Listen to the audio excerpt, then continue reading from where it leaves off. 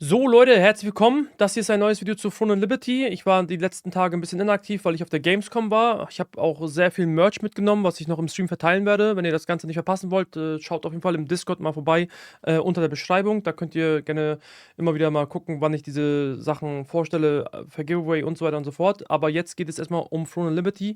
Und zwar um dieses 1 Stunde 20-minütige Video, dieses Throne and Liberty Creator Roundtable. Da wurden Content Creator eingeladen, die mit Tico zusammen über den neuen Content reden, der im September released werden soll. Ich habe hierfür, weil es so eine Blockbuster-Länge hat, mir eine Nacho-Platte vorbereitet mit Käse überbacken. Dazu habe ich einen Dip als Magerquark, einfach nur Magerquark, Bruder. Und dann habe ich hier noch einmal Fanta Zero Sugar Lemon, eiskalt aus dem Kühlschrank. Und ich würde sagen, an dieser Stelle habe ich noch hier einmal ein Notizbüchlein dabei. Und dann werden wir uns einfach alles notieren, was irgendwie wichtig ist. Und deswegen gehen wir jetzt einmal gemeinsam rein in die Reaction, Leute. Sicherlich haben einige von euch schon das mitbekommen. Ich möchte das einfach nochmal für mich recappen. What's up, gamers? Welcome to our first Creator Roundtable for Throne and Liberty. Und das Ganze mal angucken. So many of our major features planned for the September update. And by the way, that date is going to be September 18th. So mark your calendars and get excited to join with your friends. We're here with lots of creators. September 18th. So mark your features planned for the September update. September Update. By the way, that date is going to be September 18th. So mark. Okay, also 18. September haben wir jetzt schon mal ein Datum rausgehört. 18. September, Big Update. Your calendars and get excited to join with your friends. We're here with lots of creators and I want to give them a chance to introduce. Also an der Stelle haben wir auf der linken Seite einmal Welps, dann haben wir zu der linken von Tico, also jetzt der mit dem Hut, das ist Aragon und ganz rechts haben wir Grobs. Ich muss dazu an der Stelle sagen, ich bin ein bisschen enttäuscht, dass ich nicht eingeladen wurde, aber ich muss auch dazu sagen, ich habe in letzter Zeit weniger Throne and Liberty gestreamt, aber nichtsdestotrotz, so liegt es ja nicht an mir, sondern es liegt halt an dem Game, dass halt da kein Content ist und ich dann halt natürlich auch gucke, dass ich halt irgendwie meine Brötchen verdienen kann, weil im Endeffekt ist das halt ein Vollzeitjob hier. Ich spiele es aber privat seit Release, seit dem 26. September spiele ich es nach wie vor, habe meine Gilde, habe meine 2 Gilden, bin immer noch am Start und ja. So let's start it off here. Yeah, my name is Rob. Ich bin trotzdem ein bisschen angepisst, dass sie nicht mal hier einen deutschen Content Creator gefragt haben, ob er wenigstens Englisch sprechen kann. Denn my English is very good, in my opinion, ja. I don't speak it like a native English speaker, but my English is still good. Robs. I'm playing Throne since 2023, end of 2023, beginning of 2024. Yeah, mostly currently playing PvE and yeah, thankful for being here. Cool. Aragon? Hey, I'm Aragon, video creator on YouTube. Been playing since the game released on global, and yeah, mainly been playing PvE since the laundry release. Not so much in the PvP scene, but hoping I can represent you well enough here. Cool. And Welps? Hey guys, it's Wells. I've been playing Throne ever since it was released, and I mainly stream on Twitch and YouTube. Cool. All right, well, today I'm going to be playing pseudo-host and pseudo-subject expert. Gotta say, I'm missing Godspeed today, but we're going to make it work. So why don't we start off with Hyperboost? And for those of you at home that are watching and you don't know, Hyperboost is basically a way for us to catch up to the latest form of content. So just recapping what we talked about before, the Adventure Codex will be an area where you can get all of your gear. So you'll do your normal missions, you'll level 1 to 55, and that will provide most of your gear and some of your basic progression. And from there, we'll jump into what we're calling a growth mission, which is basically going to... Okay, also, ich schreibe ein paar Notizen auf. Hyperboost wurde erwähnt und Growth Mission. Hyperboost ist sowas wie ein extra Server, ein dedizierter Server, auf dem man dann halt sich einloggen kann, einen Charakter erstellen kann. Sehr wahrscheinlich wird in diesem Zuge auch ein dritter Charakter möglich sein. Und dann kann man hier auf dem Hyperboost-Server quasi einen neuen Charakter komplett hochziehen auf das aktuelle Gear, auf den aktuellen Gearstand und das deutlich beschleunigt. Diese Hyperboost-Server gab es schon zweifach in Korea und jetzt zum allerersten Mal in EU. Sie hatten sich ursprünglich dagegen entschieden, diese Hyperboost-Server reinzubringen, denn eines der großen Nachteile von Hyperboost-Servern ist, dass während des Zeitraums von Hyperboost-Events sind die offiziellen Server komplett wie ausgestorben. Ne, da könnt ihr euch vorstellen, wie im Wilden Westen, so ein Heuball, der von links nach rechts fliegt. to give you missions one by one that help you understand what you should be doing at max level, what's the key type of content that you're going to do naturally when you're playing the game, and you'll get a lot more resources funneled to you through there and help boost you up so that you can reach the current content. So why don't we start with you, Grobs? Like, what do you think about Hyperboost? Like, why do you think now is a good time for new players to maybe come in, or returning players, or how are you feeling about it? Yeah, I think generally the best time in MMORPGs is always when everyone's starting from fresh, you're on a fresh server, and like, I don't know, you don't have the perfect gear, you're going in the dungeons not with perfect gear, you're doing PvP not with perfect gear. So I think just this experience is just super, super important. Yeah. And I think we will also have like separate servers, right? Yeah, that's right. So actually, you know, one of the things we wanted to do with Hyperboost was really make it so that players didn't have to choose what kind of experience they wanted, that they had both opportunities. So we will have new servers where we'll only allow new characters. So you can't transfer characters in or out of it for a period of time. It will only be new characters, and everybody will have that Hyperboost experience. But we'll also have, on the existing servers or the legacy servers, you will still be able to do the full Hyperboost experience as well. So, you know, if you have friends that are already playing and maybe you want to catch up with them, they're not really interested in making a new character, you'll still be able to catch up to them on an existing server. Okay, das ist auch interessant. Das hatten sie auch in dem Video damals erwähnt. Es gibt für den Hyperboost-Server zwei Möglichkeiten. Man kann selber aussuchen. Entweder geht man auf einen ganz neuen, frischen Server, wahrscheinlich mit einem eigenen Auktionshaus. Das heißt also die ideale Gelegenheit, um Lucent zu machen. Oder man loggt sich auf einem existierenden Server ein und hat dann diesen Charakter als Hyperboost-Server-Charakter markiert. Und dann kann man halt diese ganzen Benefits auch auf einem existierenden Server bekommen. Was ist der Vorteil auf einem existierenden Server? Man kann von Anfang an direkt mit seinen Freunden zusammenspielen. Bei den Hyperboost-Servern wird man wahrscheinlich nicht zusammenspielen können. Die Hyperboost-Server haben auch ein eigenes Matchmaking-System. Also das war früher in Korea so. Die Hyperboost-Server hatten Dungeon-Suche, Raid-Suche, alles für sich. Und existierende Server waren dann halt so, sag ich mal, getrennt von den Hyperboost-Servern. Aber alles in allem sage ich, es ist auf jeden Fall the way für den neuen Server zu gehen, denn nach einem Monat, sehr wahrscheinlich werden die das auch erwähnen, so war es in Korea auch in Season 1 und Season 2, kann man direkt nach dem Hyperboost-Server, sobald das Ding zu Ende ist, direkt den Charakter for free auf einen existierenden Server rüber transferieren. Or, you know, maybe you're a brand new group of friends, then you can try that new server out where there's only going to be new characters. How long will that be? Like the servers? Like the... How long will it be isolated? Yeah. You know, it still depends a little bit. We're estimating roughly 2 to 3 months. We'll have 2 bis 3 Monate? What the fuck? to see kind of how the data evolves. We want to make sure that we give enough time, because of course there's going to be advantages, particularly in PvP and other areas, before kind of any inter-server matching happens between legacy and new servers. So we'll follow the data, but somewhere roughly 2 to 3 months. Okay, cool. Yeah. And so what do you think about that? I'm very happy to have Hyperboost. I mean, in my stream, a lot of people ask me, like, they took a break, is it a good time to come back? Yeah. And I'm really happy to say, to answer the question, to yes. Yeah, it feels good to finally say yeah. Yeah, and it's one of the things that actually we've been talking about, like just in the back room, we were talking about how this Hyperboost really, it's always going to exist. It's not just isolated to this one moment in time. The feature set will be there now. So at any time when new players want to jump in and come play the game, you know, they can do that and get caught up to their friends. So it's going to be like a permanent feature. Exactly, permanent feature. Yeah. And what about you? What do you hear from your Was? going to exist? It's not just isolated to this one moment in time. The feature set will be there now. So at any time when new players want to jump in and come play the game, you know, they can do that and get caught up to their friends. So it's going to be like a permanent feature. Exactly, permanent feature. Yeah. And what about you? What do you hear from your Hyperboost soll permanent sein.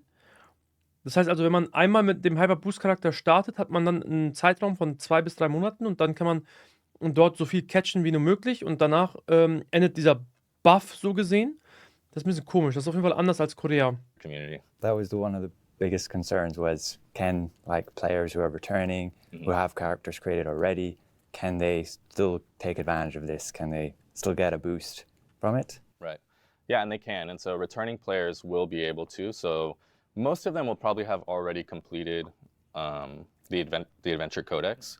And so they will just jump right into the growth mission area. So where they're getting a lot of those rewards for growth mission. And we actually have it tailored just based on what your current combat power is. You'll get a different set of missions roughly. And so that will allow you to, or allow us really to get all players roughly to the same point. Whether you're a new player or a returning player, you're going to be able to progress roughly to about the same point.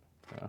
And will there be systems that will help like guideline players, basically if they get a bit lost, overwhelmed with all the new systems? Yeah, actually I'm glad you asked that. You know, one of the things we've been working on a lot is trying to maybe a little bit of that overload, because TL can be kind of a complicated game or a complex game at times because there's so many systems that you can engage with. And so in that leveling journey now, we're adding this sort of growth guide, if you will. So as you're leveling, we'll present to you user options.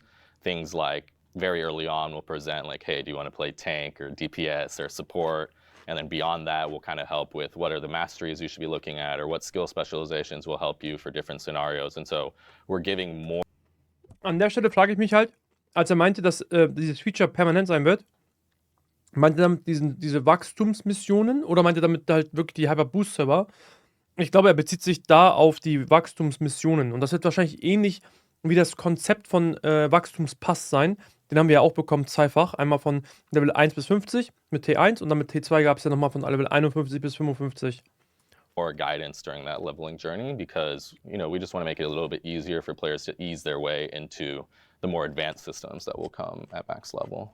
Yeah, it can be very overwhelming. Like you pick up new weapons and they have 12 active skills each, and so you get to level 55 and you have 24 skills to choose from. And it can be definitely helpful to get more guidance on what to actually do moving forward as well. And do y'all also see that a lot in your community of maybe new players feeling a bit overwhelmed? Or? A lot. They ask me like, what's the best class to play, and then I have to ask them what is your play style and all that to find out, to recommend a class for them. Yeah. And if the game features that, it'd be very helpful. Yeah.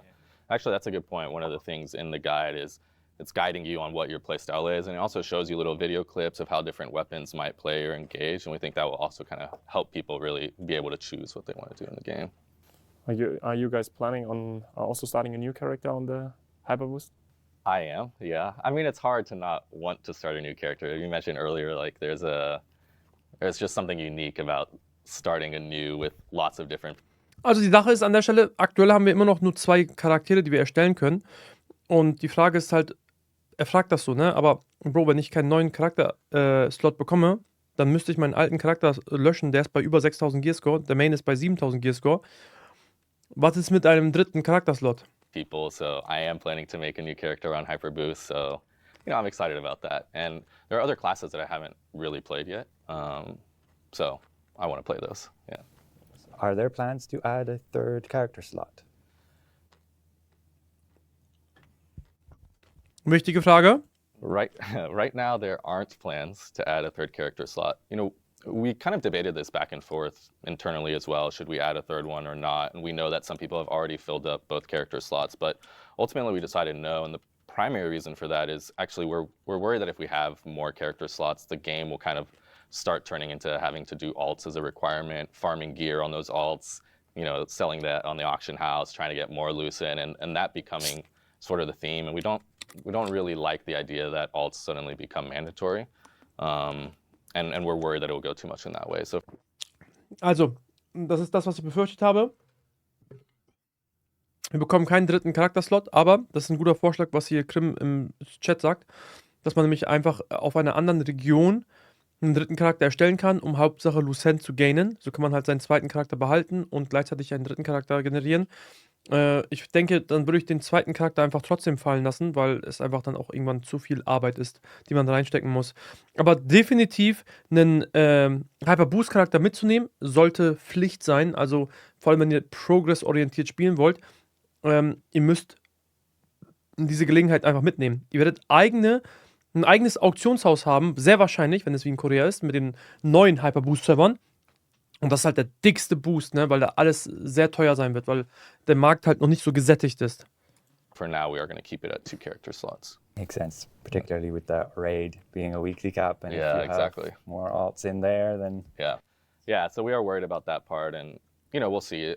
Not shutting the door on it forever, but for now, I'd say we're going to leave it at 2 slots. Yeah, and I wanted to ask you, like, I know that you like to do a lot of build theory crafting or whatever, so what do you think in your community with Hyperboost? Like, do you think that they're going to enjoy it? I think a lot of people out of my community are going to create a new character. So I have been asking them because I'm really excited for it. And so you're also going to make a new character? Yeah, 100%. 100%. I love that. Even if it's just for 2 months, like one month, 1.5 months, whatever.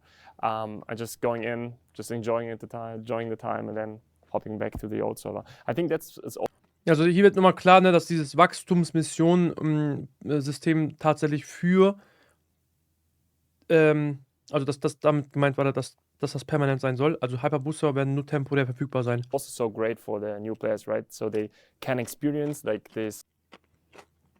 Dann kann ich einen zweiten Account erstellen und mir dann Lucent traden zum Beispiel? Nein.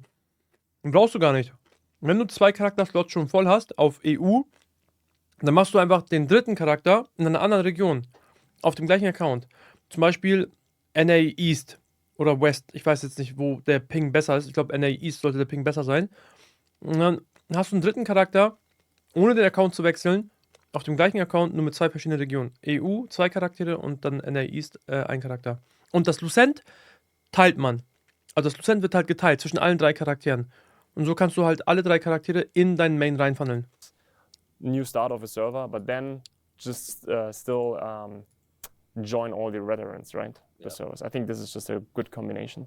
Yeah, and one of the things we're doing is we want to catch people up enough. Like I think you mentioned the raid, but our raid came out recently, and we're really hoping a lot of new and returning players can quickly get to that raid. We think it's some of our most fun PvE content that we've released in a while, so we're hoping that players can jump in pretty quickly for that. So what is the gear score after? Yeah, so, well, we're still testing the balance of that, but right now we're targeting somewhere between 6,000 and 6,500 combat power okay. as the target for that.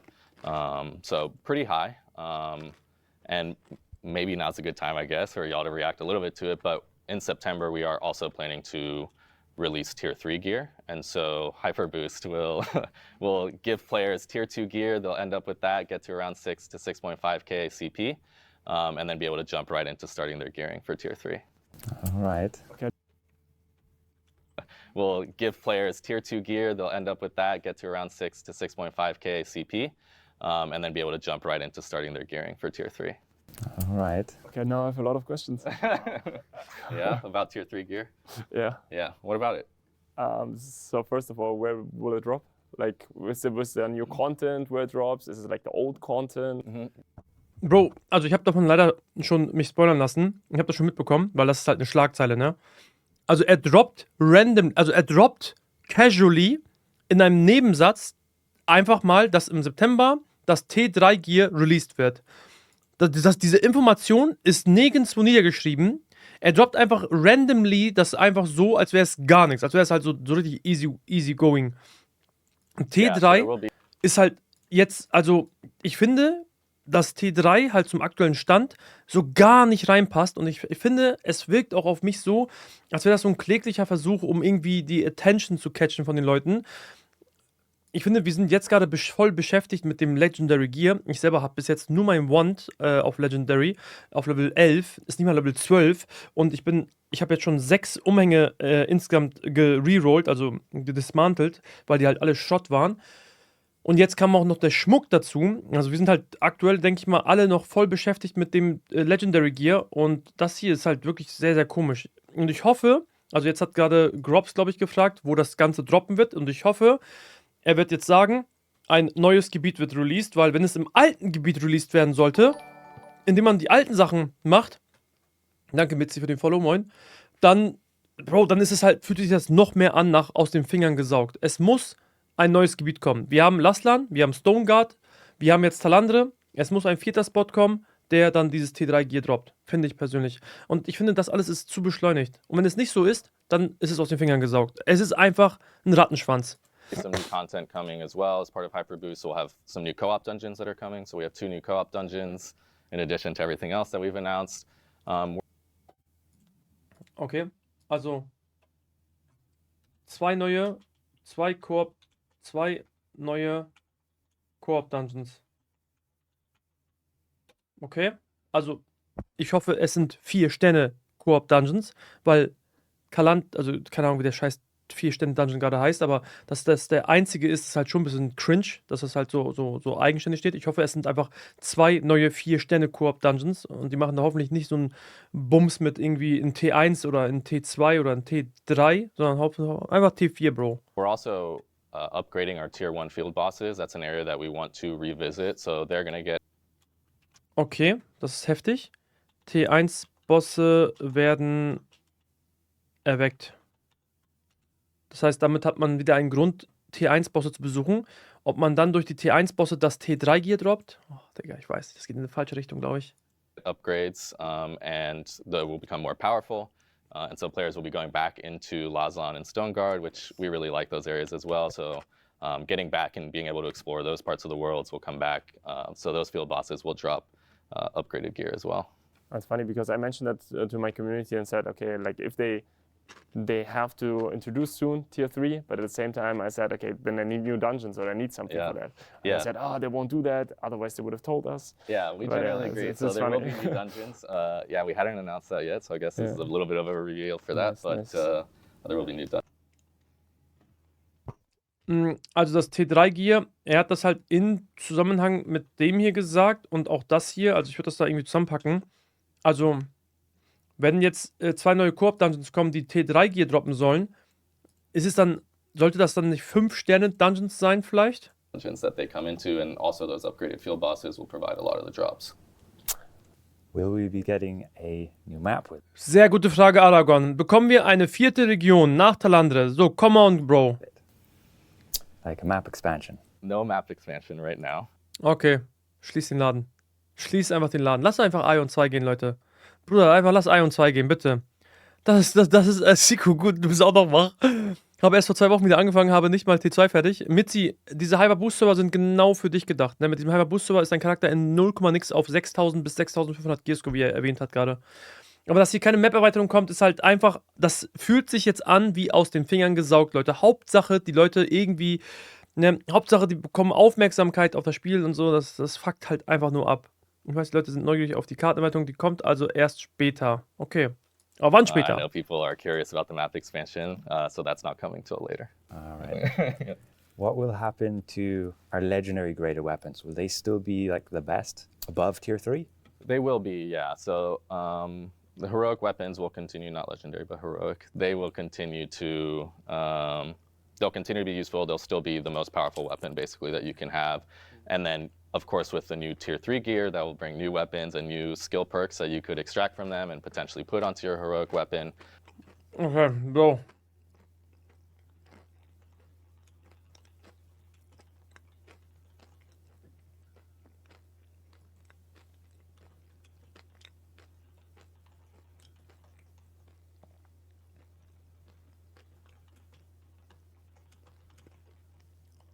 Legendary Items sind besser als T3.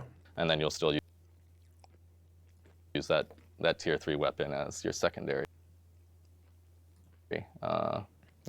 weapon. Will we be able to use our Stop it! T3 Waffen-Skills auf Legi übertragbar. Das ist wichtig. Also es wird neue Skills geben, die man dann übertragen kann. current like growth stones and resources to upgrade those tier 3 items? Yeah, so we're working through like how that will work, and we'll probably reveal those details in next week's Tico Talks on August 26th. So we'll go through exactly how materials can or can't be used in tier 3. I know there's going to be a lot of questions about that. So roughly 1 week from now, we will kind of reveal all those details and tell everybody exactly how that works. But will it be, so if I have like a bunch of everything right now, I can just max everything out, or is there like a new resource I have to farm? We're trying to find a good medium place, and that's why we'll announce those details. But we don't want people to feel like, okay, all the work I've done now is completely useless. But we don't want to end up in a spot where all of a sudden, again, it's impossible for returning players or new players to catch up. So thinking more like a little bit of like a soft reset, not a hard reset, though. Okay, so we talked a lot about Hyperboost. Okay, er spricht mit den Wörtern Soft und Hard Reset, das sind wichtige Begriffe. Also die alten Ressourcen, wie die alten Wachstumssteine für Waffen, Rüstungen und Schmuck, diese lila Dinger, ja, nicht die goldenen, sondern die lilanen, sind diese alten Ressourcen nutzbar für T3. Ne? Tico Talks weicht dieser Frage hier gezielt aus und weist einfach nur auf den 28.08. hin und dass es dort halt enthüllt wird. Und also die werden das halt wahrscheinlich in so einer Mischform machen. Wahrscheinlich wirst du einen Teil davon verwerten können, aber es wird wahrscheinlich auch gleichzeitig eine neue Variante geben, wie man an diese Ressourcen rankommt. Also wahrscheinlich kannst du für einen wahrscheinlich ultra schlechten Trade, alte Ressourcen, diese neue Ressourcen vielleicht umwandeln und du wirst halt die neuen Ressourcen aber schneller bekommen. And I mentioned to Ich vermute, Ende des Jahres kommt die Map-Erweiterung. 26.08. Was habe ich geschrieben? 26? Oh. 26. Ja, okay. Also morgen, Dienstag. Gut. Wenn die den neuen Content neu bringen, das einfach nur Cash Grab, mehr nicht. Allein T3 im alten Content bringen, ich kann vor Lachen nicht mehr gerade. Ja. Ja, also Cash Grab, ein Punkt. Der andere Punkt ist halt irgendwie die Spieler wieder zurücklocken, dass sie das Spiel spielen sollen. you just now, like, we want to get into the raid. We want to get new players into the raid. So before that, like, just tell me a little bit about your raid. Also ich finde halt, die wichtigste Frage wurde hier außen vor gelassen, Bro. Die wichtigste Frage im Zusammenhang mit T3-Gear, neben der Frage, wo man das herbekommt, die zweitwichtigste Frage oder die wichtigste Frage ist, kann man das Gear von T3 höher als plus 12 uppen? Wieso wird das halt von niemandem hier gestellt? Digga, tut euren Job. Redet. Okay, give me more like a little bit of like a soft reset, not a hard reset though. Okay, so we talked a lot about Hyperboost, and I mentioned to you just now, like, we want to get into the raid. We want to get new players into the raid. So before that, like, just tell me a little bit about your raid experience. How have y'all done so far? Have you tried the hard mode? You tried the normal mode? Like, why don't we start with you? I was really looking forward to raid. I was really happy with it. Finally to have like a challenging and rewarding content. Yeah, I've cleared both normal and hard, and really excited to try out the Nightmare that's coming out soon. Yeah, so you're planning to tackle the Yeah, nightmare mode? yeah. Is your combat power high enough? Yes, I'm ready. Okay, good, good. And you? Yeah, the raid was good fun. I really enjoy high-level PvE content. I think, yeah, it requires definitely a static group. Yeah. Like, if you want to be doing hard, you need to have a group of friends that you regularly play with. And I think newer players who are barely scraping the combat power limit kind of struggle, especially in the normal mode. There's a bunch of things that I would like to suggest that would be added. Yeah. Potentially combat revives. Has that ever been considered? We haven't really. Combat Revive, Bro. Digga, Bro, geh nach Minecraft und spiel da bitte auch einen Normal-Server, Bro. Spiel bitte niemals Hardcore, Digga. Digga, was für Combat Revive? Wenn du verscheißt, wenn du verkackst, dann bist du tot, Bro. Dann musst du halt die ganze Gruppe wipen lassen oder ihr zieht das halt mit 7 Leuten durch. Durch Mechaniken werden dann natürlich wahrscheinlich immer noch eine Person sterben und dann 6. Weiter geht's. Lost Ark war nicht anders. In Lost Ark konntest du auch nicht Leute wiederbeleben. Considered combat revives. I mean, like, I've casually talked about it with friends because, of course, you see some of that in other MMOs. So you kind of casually bring it up when you die. Like, I wish I had someone. Okay, es gibt im WoW Battle Res. Schere. Habe ich voll vergessen. Aber trotzdem, ich finde, das ist halt so, das macht einen Menschen weich. Man muss hart bestraft werden. Du musst diese Mechaniken gut einprägen. Du darfst nicht sterben. Und wenn du stirbst, nochmal von vorne. Üben. Ich bin da ein bisschen härter, aber das ist Geschmackssache im Endeffekt. In WoW hat man auch teilweise 10 Meter plus Kämpfe, 10 Minuten plus Kämpfe, die anspruchsvoll sind und nicht wie in TNL. Okay, ne. Aber in Lost Ark hat man ja auch sehr lange Fights, Hobby. Denkt mal nur an Ackern. Das war ja der letzte große Raid, den wir damals gemacht haben. Das war ja auch ein richtig hammerharter Raid, der schon länger ging. Res me right now, that'd be nice, but we haven't seriously really considered it right now. But like, how do you feel about the normal mode? Do you think normal also is pretty accessible for players? Hauptsache erstmal die Frage gut abgewehrt, Tico. Battle Res nicht geplant. For random groups, they can struggle, like especially when they're created just through the random pickup. Do you think the buff helps with that at all? The buff does help, but nobody really likes wiping a lot. And so some people join there and they have a very short attention span and will leave pretty quick if a group's not succeeding that fast. Do you share that? No, I wouldn't share that. Yeah. I think, like, I don't know, like the normal mode is, I would say, I wouldn't say quite easy, but like all groups now, I would say, manage to do that. Maybe they die once, but then they do it. That's my experience. Yeah. But maybe the groups I'm getting into are better. Bro, spielt Grobs das Spiel überhaupt? Bro, ich bin letztens mit meinem Twink nochmal in Normal Mode einfach reingesprungen. In eine random Party, Bro.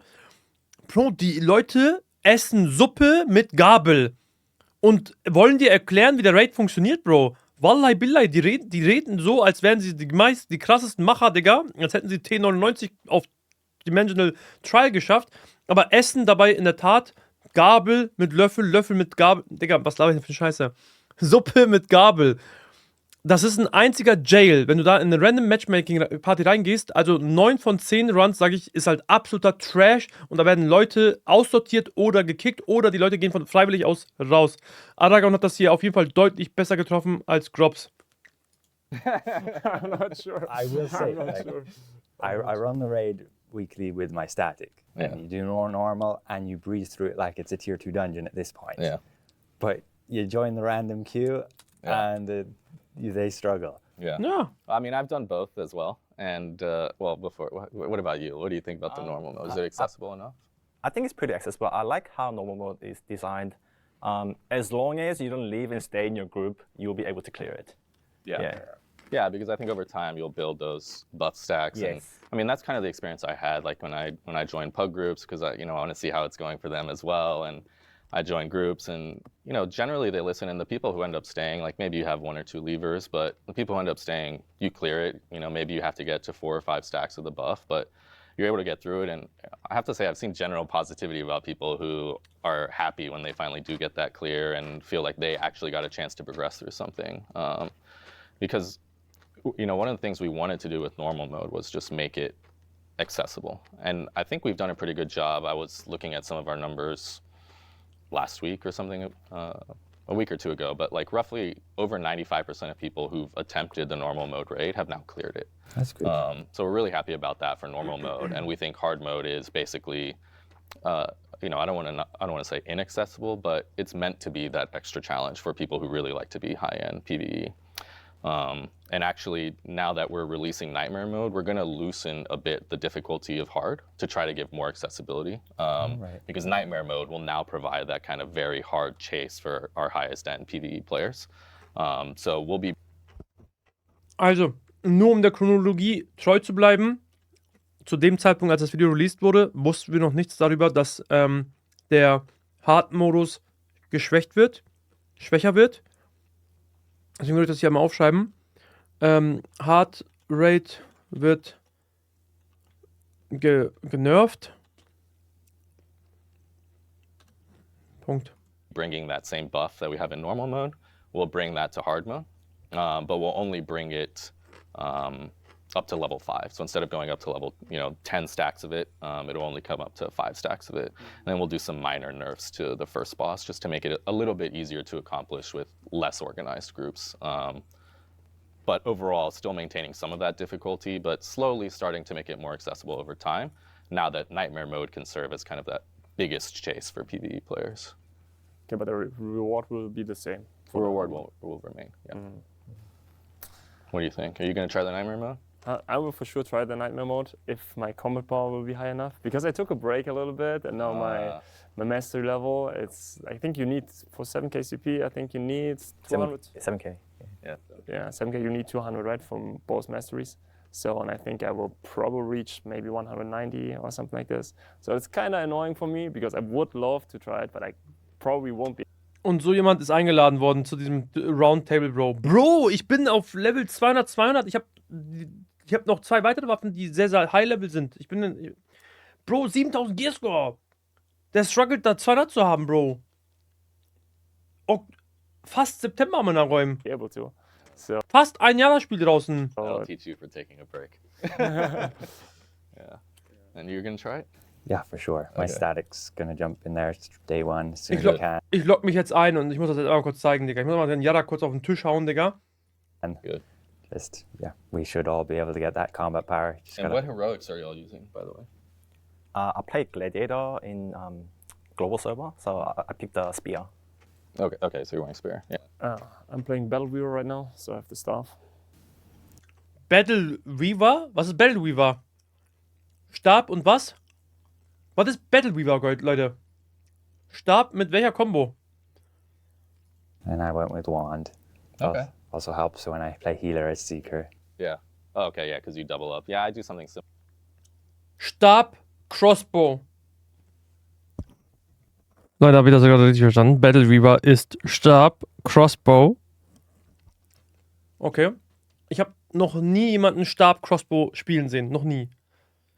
Vielleicht bin ich auch da ein bisschen zu sehr angehaucht durch die PvP-Szene, weil in der PvP-Szene spielt man halt diese ganzen Sachen nicht.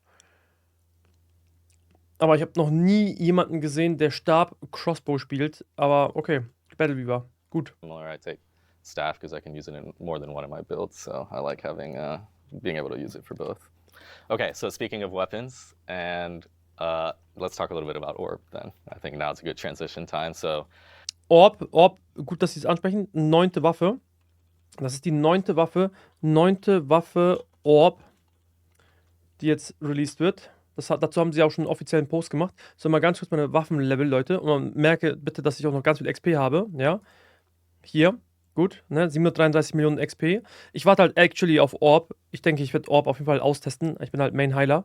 Wir haben halt hier Wand auf 200, Bow auf 200. Ich habe halt noch diese 733 Millionen. Ich spiele halt noch als Shotcaller Heal Templar, also SNS mit Wand. Aber meistens halt eigentlich Heiler. Und Stab habe ich für PvE-Zwecke immer hochgezogen. Aber ja. Ne? Aber ich will halt jetzt für den ORB einfach ein bisschen das sparen und da reingehen und testen. Gut, jetzt mal kurz Jarak auf den Tisch gehauen, weiter geht's. I gave you all a little sneak peek of a few skills back there, just showing what they look like in game. And yeah, what did you think? Why don't we start with you? It looked really, really cool. It was Also man muss dazu sagen, für alle Leute, die es noch nicht wissen, ORB ist eine Heilerwaffe, die auf Schild basiert. Also sie arbeitet viel mit Schilden. very skill-based. We don't really have much skill-based weapons in Throne, like the orbs. So really excited to see what it brings to the meta. You mean skill-based because you have to place the orbs around on the floor and that type of stuff. And you have to like aim your shots and stuff. Yeah, I agree. And just as a quick recap, ORB is basically, it's a magic-based weapon. It's support and DPS, so I've seen that question a lot in the community. Is it going to allow for DPS spec? And yes, it will. And y'all probably saw some examples of that in the few skills I showed you also. Support und auch DPS. Interessant. Will have both support and DPS capabilities. And it's for the support, it's more of a preventative support, so like shields and protection, rather than direct or reactive healing, similar to how Wand has. So what did you think when you first saw it? What was your first impression? Yeah, it looks really cool. I find it's going to be more of a defensive oriented weapon. Like you're going to require setup a little bit more than other classes. So you're going to be more, at least in PvP, defensive orientated, like holding a point. And as for healing, that looks great too. You basically, again, you need the setup with placing your orbs in certain positions before you get the maximum potential of your skills. Yeah, it looks pretty interesting. Good. Don't have so much info that I can give more in terms of how it's going to synergize with other weapons, particularly for the damage dealer. Definitely need to be getting into the stats on that. Yeah. Well, one interesting thing is that it does have a 12-meter range, which I think coincides with a particular weapon, crossbow. Yeah, what were your first impressions? Yeah. Interesting thing is that it does have a 12-meter range, which I think coincides with a particular weapon, crossbow. Yeah, what were your first impressions? Yeah, for sure. It looks for sure interesting. So I love theory crafting builds, so I will for sure go into that. But yeah, like one thing for PvP, I think, not even for a healer, maybe even for, like from the footage we saw, it might be good for controlling certain areas, right? If you look into the Battlegrounds, so holding maybe certain areas there could be interesting, maybe even combining them with an SNS or so, so making some kind of a tank. And like, since the range is not that high, with 12 meters, it might be a good fit. Let's see, something like this. Yeah, no, I mean, I think that's true, and I'm pretty interested to see if it will pair well with crossbow with that kind of synergized range. You know, I think that crossbow is very high kind of actions per minute APM, right? And so let's see. I think ORB, as you said, has a lot of placements and things like that. Do you think you're going to try it? I'm definitely going to be trying though, yeah. Yeah? Hallo Melina, hallo Profala. And what do you think you'll pair it with? Staff. Staff? So full magic. Full magic. You want to go full mage. Okay. And you, are you going to give it, are both you going to try it? Definitely. Yeah, okay. With what? I'll be seeing what fits. first with wand Okay, so mainly Because- support. You're gonna try support first. because I have that heroic. Okay, yeah, And there then, you go. yeah. I'll try out with staff, with crossbow, as you mentioned, might work well. Yeah. So, yep. Yeah, for PvP. Ey Leute, ganz kurz an dieser Stelle.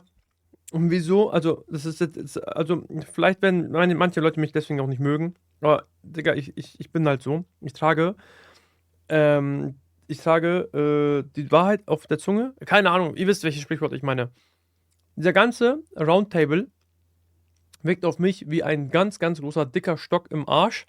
Die Leute sind halt voll angespannt. Alle antworten wie aus dem Bilderbuch, Digga. Und Digga, Bro, einfach mal die Wahrheit aussprechen. Einfach mal ein bisschen auch dirty werden. Auch mal ein bisschen irgendwie, wisst ihr, was ich meine? So ein bisschen mal den Jarak nehmen und auf den Tisch packen und sagen so, Digga, so. Die haben safe Fragen vorgeschrieben bekommen. Ja, meinst du? Ja gut, das könnte sein, ne? Wenn die natürlich strikt nach Skript gehen, dann gut, dann nehme ich alles zurück. Aber, Digga, das wirkt alles so unentspannt, Digga. Ich will da, keine Ahnung. Yeah, well, Das lädt mich gar nicht ein, also normalerweise, weißt du, so würde ich mich jetzt sehen, so, okay, das Video lädt mich ein, da zu sitzen, mit denen zu interagieren und zu reden und so, aber das zieht mich halt null. Glaubst, im Einzelinterview war schon ein bisschen so. Hallo Randelmann, moin. for sure try it with an SNS. That's what I also thought before. And yeah, for PvE, probably staff because I have a heroic staff. But yeah, let's see. Yeah. Yeah, I'm pretty interested. Like, I'm hoping that it gives a nice meta shift as well for PvP, just having a new type of kind of support-based weapon, but also maybe like battlefield control, right? Being able to place things in certain areas to shut down certain locations or amplify certain locations if it's for your teammates. So I'm pretty interested to see how kind of team synergy will revolve around ORB, if at all.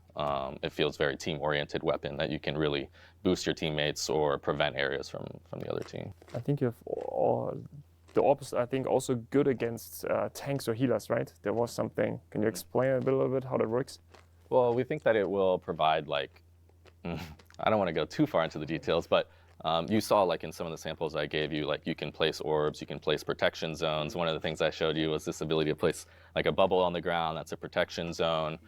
There are ways that you can maybe convert some of those abilities to also make it more difficult for enemies to get healing maybe when they're inside those zones or things like this. So we think that it can, in the same way that it can boost, it could also potentially take away from the other team. And so you just have to be a lot more Danke Gartenzwerg für den Follow. good tactics to play around ORB, let's say, if it's on the other team and it's playing to stop you and control a certain area of the battle. Er hat gesagt, gegnerische Heiler können nicht durch das Schild, was man platziert, heilen.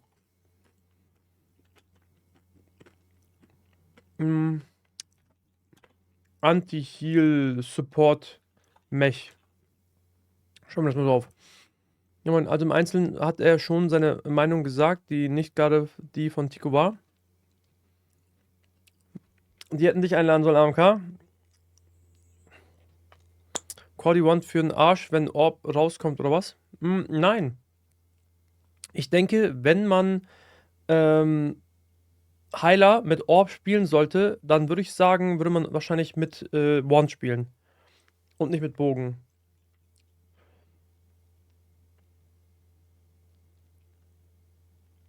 Wahrscheinlich kann man auch Bogen und Orb spielen. Aber Bogen und Orb ist dann so Heal over Time. Und Wand und Orb ist halt so Instant Heal. Weißt du? Ich glaube, das kommt auf so den Playstyle an. But yeah, that sounds again like when we're talking about the Battlegrounds later on, Yeah. like having these specific fields which Oder Orb ist kompletter Troll für Heiler und man spielt halt Orb gar nicht. you have to capture, Als Heiler. and then you have Yeah. like these kind of a field where everything is like where you get healing reduction. It Yeah. sounds kind of strong there. It sounds kind of Yeah. strong for sure. Yeah, I mean, personally, I hope it's kind of OP at the start. A, because I want to play it, but I always like when new weapons are a little bit OP at the start. Everyone's having fun playing them. Eventually, you know, they take some nerfs, but I like the idea of kind of new stuff being slightly OP at the beginning. Just be careful with that and don't invest heavily in it if you don't think it will be your main. Yeah, that's true. That's true. One thing I'm worried about when playing ORB is, especially in large scale, I play with all the skill effects on, and you have to place multiple orbs, and there's like protection barriers, and there's also like healing circles. Would there ever be like a color coded for like enemy spells, like your spell, party spells? You're asking for that change, you mean? Yeah, to like easily like indicate like where your orbs are placed and stuff like that? Yeah, I mean, it's a good question, and maybe I'll take that feedback back. Ist eine gute Frage, weil wenn man mit Orbs spielt, also Orbs, die halt auch Anti-Heal erzeugen, dann musst du ja zwangsweise die Effekte aktiviert haben. Damit du es erkennst, damit du weißt, dass du da nicht halt reingehen musst oder reinhealen musst. Wisst ihr, was ich meine? Und dass man das dann halt so farbbasiert macht, dass man das halt besser erkennt, das ist vom Gegner, das ist von deinem eigenen Teammate. Finde ich nicht schlecht. I don't know the answer right now, but I'll take that feedback back, and it's one of the Unmarkierbar ist Oct, Siltex. areas that we've talked about, not just for PvP, but also in PvE, trying to get a little bit more uniformity in the colors of what is what's good for you, what's a benefit, and what's a negative spell that you need to watch out for or be worried. Also die Frage von Recep, also dann ist halt noch die Frage, was willst du dann als Heiler Heroic machen? Wand oder Orb oder Bow oder Orb, ne, je nachdem, was du spielst. Ich denke, du nimmst einfach das, was du sowieso schon hast. Du wirst nicht die Ressourcen haben, nochmal eine Waffe auf 12 zu ziehen. Das ist Zukunftsmusik. Aber ich würde am Anfang einfach das fressen, was ich da habe. Also wenn Orb wirklich so eine krasse OP-Waffe wird als Heiler, dann okay, wird wichtig sein, die zu slotten, aber als Zweitwaffe. Und da kann man dann einfach eine T3-Waffe nehmen. Und ich denke, der Unterschied sollte von T3 zu einer legendären Waffe auch nicht mehr ganz so groß sein, wie jetzt zum Beispiel aktuell T2-Bogen zu Legendary Heroic Waffe. About. So we'll definitely take the feedback back. Yeah. That would help a lot, because currently in PvP, the healer puts a fountain down and you don't know if it's yours Right, or yeah. the other teammates. And even sometimes you struggle with that, like in a Vanguard. Is it your party's healing circle, or is it the other party's healing circle? Is it worth standing in? So yeah, we can take that back. Yeah. Cool. And so what else about Orb do you think that, like, one of the things I want to know is when you're placing the orbs on the ground, or not want to know, but want to see how players react to it, is are players actually going to be placing all 3 orbs before doing stuff, or is the meta going to be more about 1 orb placement, then an action, 1 orb placement, then an action, or is it going to be primarily kind of the build-up style that you mentioned, where you need to get all 3 orbs placed before you kind of fully engage on something? I think it depends on like what the bonus effect will be, right? So if it's like, for example, let's say you have a stun, right? And you have an AoE stun or something like this, and if you have multiple orbs, the AoE will be bigger, or the stun duration will be longer, or like it really depends on like these bonus effects which will come with it, right? So how much it's amplified by 1 orb versus 2 orbs. Yeah, right. Yeah. And having seen some of the clips, do you think that it's noob friendly, or you think it's going to be a bit higher skill cap, hard to master type of weapon? Das ist jetzt eine unnötige Frage, weil Rapes hat zu Beginn da schon gesagt, dass diese Waffe sehr skill-based ist. Es wird die einzige Waffe sein, die viele Skill-Shots haben wird. Wie man hier sieht, das ist jetzt so eine Wischi-Waschi-Frage, so eine Floskel, einfach um Content zu füllen. I think it's going to be pretty high skilled, skill cap. So everyone will think they can do it then. Es ist halt keine Point-and-Click-Waffe mehr. Yeah. So let's move on to another topic, which is housing. I'm particularly excited about housing. Sage ich ja, eine Wischi-Waschi-Frage. Einfach komplett abgeschmettert, fertig, nächstes Thema. Housing, Abfahrt ist okay, I take it. Housing, erzähl. I really like having an area that I can make my own in the world. So I'm pretty excited about that. And it's just like, well, I've seen a lot of video of it, of course. So just, TL looks so good. I was mentioning TL in there. We were looking at some stuff, and just TL is just such a beautiful game that being able to translate that into housing, it's great. And the locations of the houses, you have some great scenery, some beachfront properties that I'm excited about. You get a nice view of the ocean. I really like that. So I'm excited about housing. It's a personal space for you. It's going to be instanced. So it is instanced. You own that area. You can decorate it as you will. And then there are new lifestyle skills that goes with it. So there will be gathering. There will be processing of those gatherings. So you basically gather materials. Maybe you get logs, for example. You would process that into lumber. And then with those processed materials, you can craft the furniture. And then you can place furniture in your house. And furniture is maybe our over-encompassing term. Furniture can be tables, chairs, beds, desks, but it can also be flower pots or fruit bowls. Mal eine Frage im Chat, Leute. Bitte mal 1 in den Chat, wenn ihr sagt, boah, Housing ist so geil, Leute. Ich könnte mir darauf einpeppen. Und bitte eine 2 in den Chat, wenn ihr sagt, das juckt den Hund. 1, Housing geil, 2, Müll. or, you know. Ich zeig mal ganz kurz im Stream. Ja. Ja. Ich muss dazu sagen, ich feiere auch Housing nicht, Leute. Deswegen die 2 Rainer.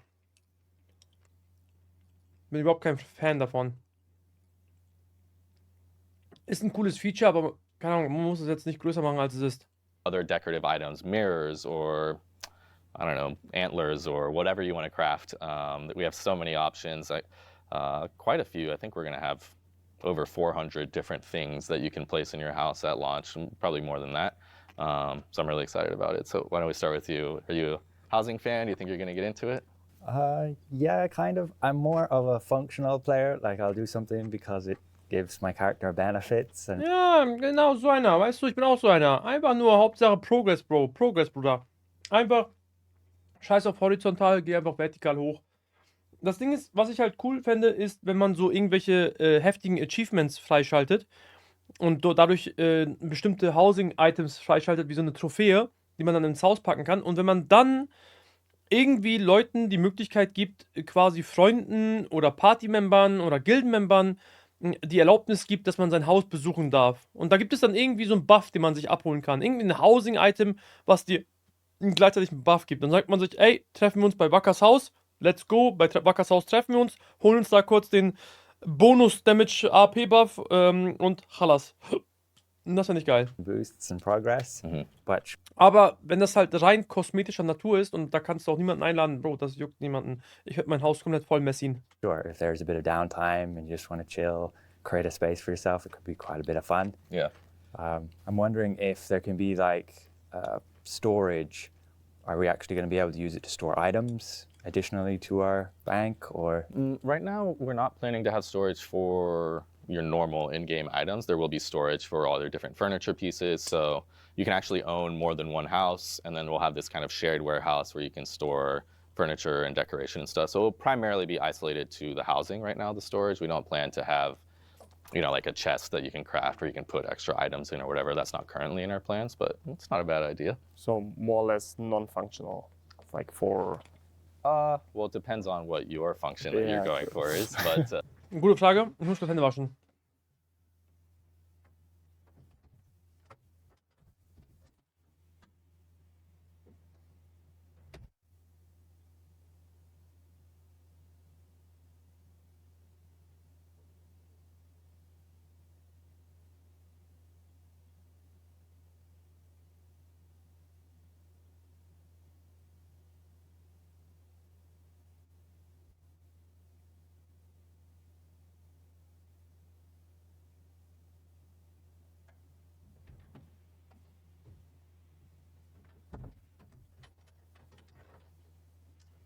So. Okay, Nacho-Platte ist durch. Jetzt können wir uns reingehen. Edelsuppe in Wackers Haus. Einen. so I wouldn't quite describe it that way, but it's not really meant for storing your combat stuff, no.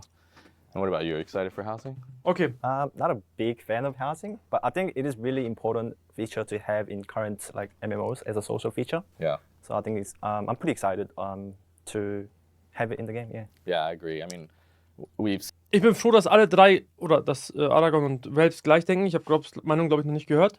Aber ich finde es gut, weil die denken genauso wie ich. Also, es ist okay, dass es da ist, aber man muss halt jetzt nicht da, sage ich mal, stundenlang Zeit verbringen und das halt perfekt gestalten und dieses Buch muss genau in dieses Regal rein und, Digga, das wird mich komplett gar nicht jucken. Ich würde einfach alles komplett vollmüllen. set it up so that you can visit other people's houses as well. Matratze in die Ecke, so you'll be fertig. able to Ja, access their einen, house through the genau. character card, so just click on their character card and you can go and visit their house. So I like that also because I like as well. So you'll be able to access their house through the character card. So just click on their. You can visit other people's houses as well. Okay. So you'll be able to access their house through the character card. So just click on their character card and you can go and visit their house. So I like that also because I like housing and I like having my own stuff, but I have to say I'm not the best at making it look nice. All of my friends generally are better at it than I am, so maybe I'll end up spending more time in other people's houses than mine, but I do like having the horizontal content part of it and having just, I don't know, stuff to do in downtime. You know, to be honest, right now, if I'm waiting in queue or I've completed my stuff, like I'm just kind of sitting in Urba, hanging out or talking with friends, it'd be nice to still be doing something casual, building progression in some way towards some other content. I think really housing will fill that role a lot for us. So you will invite for a house party at your place? Yeah, so we need to have a Tico house party, yeah, but I don't play on EU, so you won't be Yeah, I able will to- create a character. Okay, your new Hyperboost character? Yeah, maybe. Yeah. Well, you can't have 2 per region, so I mean, you can okay, make you can make your character here, and Bro, ich weiß nicht, Bro, ich kann da. Bro, egal, scheiß drauf. Ich will das gar nicht one of the kommentieren. things we're excited about too is just Danke, multiple Projo, für den locations Follow, for moin. housing. So you'll be able to make houses in Vienta or in Castle. Erstmal im Throne in Liberty Wackers Haus einbrechen und Tabak klauen. Bro, ich brech bei dir zu Hause ein und kack dir mitten in dein Wohnzimmer. As well, and there will be different areas that you can choose from for those. Welcome, houses. Projo, How welcome. accessible Thanks for the follow. will it be? Like, how will you unlock it? Yeah, good Will question. there be taxes? Yeah, good question. It will be, I would say, very accessible in my opinion. So the way that it will unlock is as you're going through the adventure codex at a pretty low level, you will get access to a side codex, and that will be for unlocking your house. You go through a narrative. I won't reveal fully what the narrative is, so you can experience it for the first time, but you basically go through a small narrative arc for the codex where they're teaching you about housing and letting you pick your house. And then when you complete that, you'll choose your first. Salam alaikum, vielen Dank für den Raid. Moin. Leute, wir reagieren gerade hier auf den Shoutout, warte mal ganz kurz. Wir reagieren hier gerade auf das Tico Talks Video von ein paar Tagen. Ich wollte mir einfach mal ein paar Notizen machen, was alles neu kommt, weil ich mir dazu nichts angeguckt habe.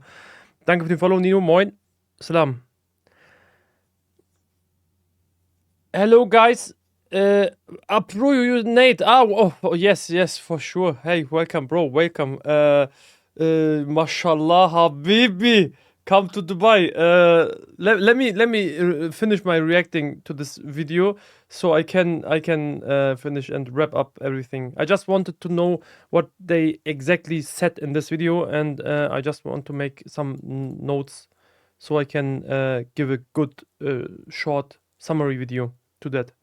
House. So you pay a small solent fee and you get your first house. So it's very small. There's no taxes or maintenance fees or upkeep fees or anything like that. That's great. When you get new houses, there is a one-time fee to buy the house, make the purchase, but there's no consistent ongoing maintenance cost. Aber was heißt denn Kost? Also Solant oder Lucent? Or upkeep fees or anything like that. That's great. When you get new houses, there is a one-time fee to buy the house, make the purchase, but there's no consistent ongoing maintenance cost or fee for that. And so it's very accessible. You complete that codex, you're going to get your first house. And then, yeah, go ahead. You have then multiple houses then. Hallo like, Balk, how danke does für it work? Follow. Exactly. So you can get more houses, and we're introducing like a housing power concept. So similar like your combat power, but this will increase based on what types of furniture and rarity that you've gotten in your house. And so as that progresses, you get access to bigger houses. So if you've reached a certain combat power or housing power, excuse me, then you can go from your basic house, your basic small house, and you can upgrade to, or maybe a very small house, you can upgrade to a small, and then to medium, and then to large. So you can upgrade over time. And you know, we like that because there are a lot of people who enjoy this sort of lifestyle content. And we also want them to have things that they can progress towards and work towards. And so these bigger houses will be that. And you can have up to 4 houses actually at a time. Solant, aber wo weißt du das? Er hat nichts davon gesagt. You can own up to 4. You mentioned like status. Will there be any like new titles or cosmetics tied to that? Yeah. So we will have, it will kind of link to the achievement system, but we'll have an achievement. Like status. Will there be any like new titles or cosmetics tied to that? Yeah. So we will have, it will kind of link to the achievement system, but we'll have an achievement system. So if you accomplish certain things in housing, then you'll be able to get some fun titles or cosmetics, things like this. And, you know, something I'm pretty excited about, I don't know if I should talk about it now, but I'm going to anyway. But I'm excited for us to start adding kind of trophies, if you will, or things that you can accomplish and then display them in your house. I think we'll probably bring the first one maybe for the Halloween event, and then see how we expand it from there. But I'm pretty excited about that. So I like the idea of accomplishing things in game with kind of start adding kind of trophies, if you will, or to anyway this. And you know, something I'm pretty excited about, I don't know if I should talk about it now, but I'm going to anyway. But I'm excited for us to start adding kind of trophies, if you will, or things that you can accomplish and then display them in your house. I think we'll probably bring the first one maybe for the Halloween event, and then see how we expand it from there. But I'm pretty excited about that. So I like the idea of accomplishing things in game with kind of doing combat and beating stuff, doing PvP, other things, and then being able to show that off in my house. I like that concept a lot. So that could be also from some leaderboards or something like this? Yeah, so we won't have leaderboards for housing at launch, but we do plan to add them in the future so that you can track like how your housing power is doing compared to other people who are really into housing. No, I mean the trophies, are they based on maybe some leaderboards or so? I think it'll be like a combination. Some stuff will be easier, you know, participate in the Halloween event, kill the Halloween boss. Maybe that gives you like a trophy for that. And other things could be like, hey, maybe if you finish in the top rankings for Dimensional Trials, maybe you get a trophy for that or whatever. So I think it'll be a hybrid of stuff. Will there ever be a furniture or trophy that buffs your character, like gives stats? Das ist das, was ich eben meinte, ne, Leute? Genau das habe ich eben gesagt. Und das ist das, was im BDO vorhanden ist. Es gibt Housing-Items im BDO, die kannst du halt in dein Haus installieren und die geben dir dann halt eine Aufladung von 10 und da gibt es einen Buff für 1 Stunde, 3 Stunden oder 5 Stunden. Sogar 2 Stunden gibt es auch. Und das ist halt das, was ich meinte, ne? Mit diesem vor dem Raid treffen wir uns bei Wakas Haus, buffen uns und dann chalas. It's something that we've talked a lot about, right? Is do we introduce stuff into housing that can give you a competitive advantage in combat? And we go back and forth. What's your opinion? Do you think it should or not? I don't think it should. And if there's ever gonna be a buff to character, it shouldn't be like a stats like strength dex. It should be something like, you know, plus 5% solent gain, those kind of stuff. That it's okay in my opinion. Okay. What about y'all? What do y'all think? Should they be tied in? I don't like it. I don't like it because then you force people to do life skills if they don't want to do life skills. A lot of people just like, I don't know, doing combat and they don't care about life skilling. And so I don't know. Ich meine, du musst nicht unbedingt live-skillen dafür. Wenn sie es einfach dann im Markt verfügbar machen, dass man diese Housing-Buffs dann kaufen kann oder die Ressourcen, um diese Buffs zu generieren, also um diese Housing-Buffs zu generieren, wenn du sie einfach kaufen kannst, dann kannst du einfach auch ganz normal das Spiel weiterspielen für Lucent, das Ding kaufen. Ermöglicht eine ganz neue Sparte im Markt. I don't think so. Yeah. I think it's fine, right? Solent bonus and stuff like this. Whatever. Like a really minor gain. Yeah. I think there could be an alternative thing to like Boonstones and Riftstones. You know the way they give you small buffs? You could have something in housing that would like give you the option to either take the one that your guild has, take those buffs, or take one that you could get through housing. Yeah. It would again force you a little bit to do it if you don't have it, right? Or if you want to have the optimal one, for example. It would be like if you didn't have a hardcore PvP guild who was going for those Boonstones or Riftstones. You would have housing as the option. Oh, maybe. This is what we go through internally as well. I mean, like when we talk internally and we talk to our hardcore players or more casual players who are playing, and we get a lot of this same kind of debate, right? Some people don't want it at all because then they're going to feel like they have to do it and it's not what they're interested in. Some people really like it for the same reasons you said. It gives them kind of some advantage. Bro, ich krieg einfach ein Bild geschickt, als ich eben meinte, dass ich mich da drin sehe. Digga, Bro, was zur Hölle ist das?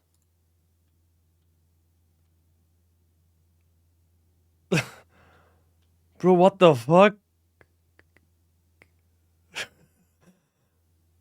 Bro, Digga, das ist Jam. Das bin ich mit Luigi Face. Basically so. Und keine Ahnung, da ist noch ein Hund dabei. Because maybe they don't like to do PvP, but they also want the benefits of PvP. And you kind of get this back and forth of what's the right thing. So we haven't fully shut the door on anything of that yet, but when we launch, there won't be benefits like that.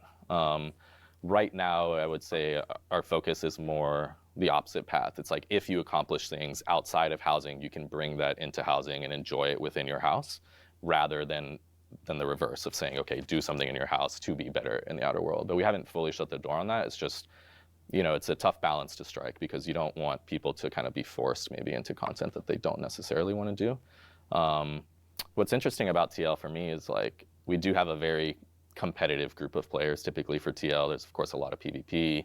We're adding more and more high-end PvE as well, and so there's a lot of kind of highly competitive. Also Bro, das ist das, was ich halt meine, ne? Wir reden jetzt seit 10 Minuten über dieses Housing-System, ne? Und ich sag ehrlich, Leute, bevor ich 1 Minute im Haus chille und überlege, wo ich Item XYZ in eine Ecke packe, würde ich einfach einen zweiten Charakter spielen und dort ebenfalls meine Dungeon Runs machen, versuchen irgendwie an Lucent zu kommen, um den ersten Charakter davon profitieren zu lassen. Das ist halt so super, weiß ich nicht, für mich persönlich unnötig.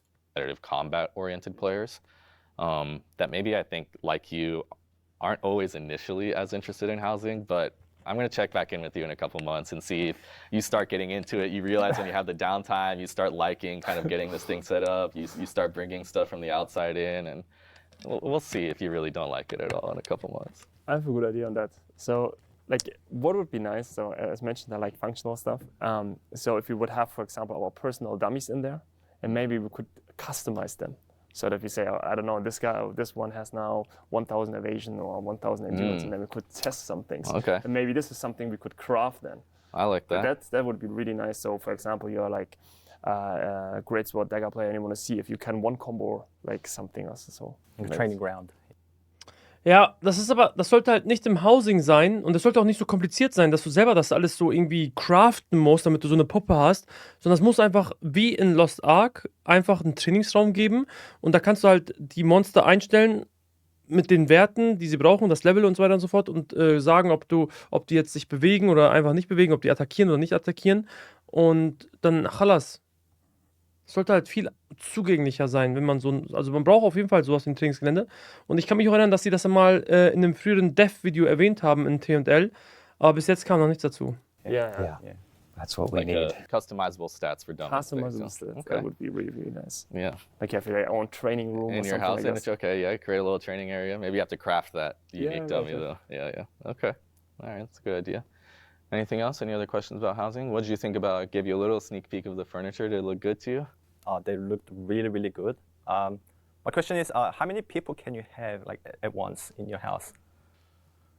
Good question. Actually, I've never asked that question. I don't know.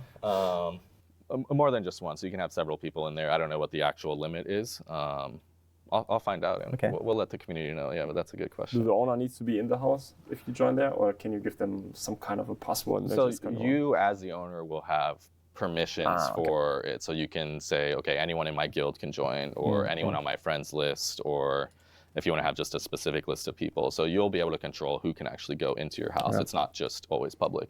You can set it's public if you want, and anybody can go in, but it is controlled by your permissions list. So you have that power to control who can get in. Yeah. And where are the houses? I think which city? So there are houses in Castleton and in Vienta Village. Ah, okay. Just those two to start. Just those two to start, but there'll be multiple locations within those. So I don't want to give an exact number because maybe it could change, but there will be more than you think in each location. And you can choose from all the different ones, assuming you've unlocked them, right? So basically we'll have houses that kind of start like a basement. That's like the starter home. It's like a small basement house. And then from there you'll upgrade to an above ground house, smaller, kind of like a 1-story, and then we'll have 2- and 3-story houses. So as you get more housing power, you'll be able to unlock those. But there's various locations for all the different types in each city. These houses will be like instanced. So will there be any like open world display of any of them?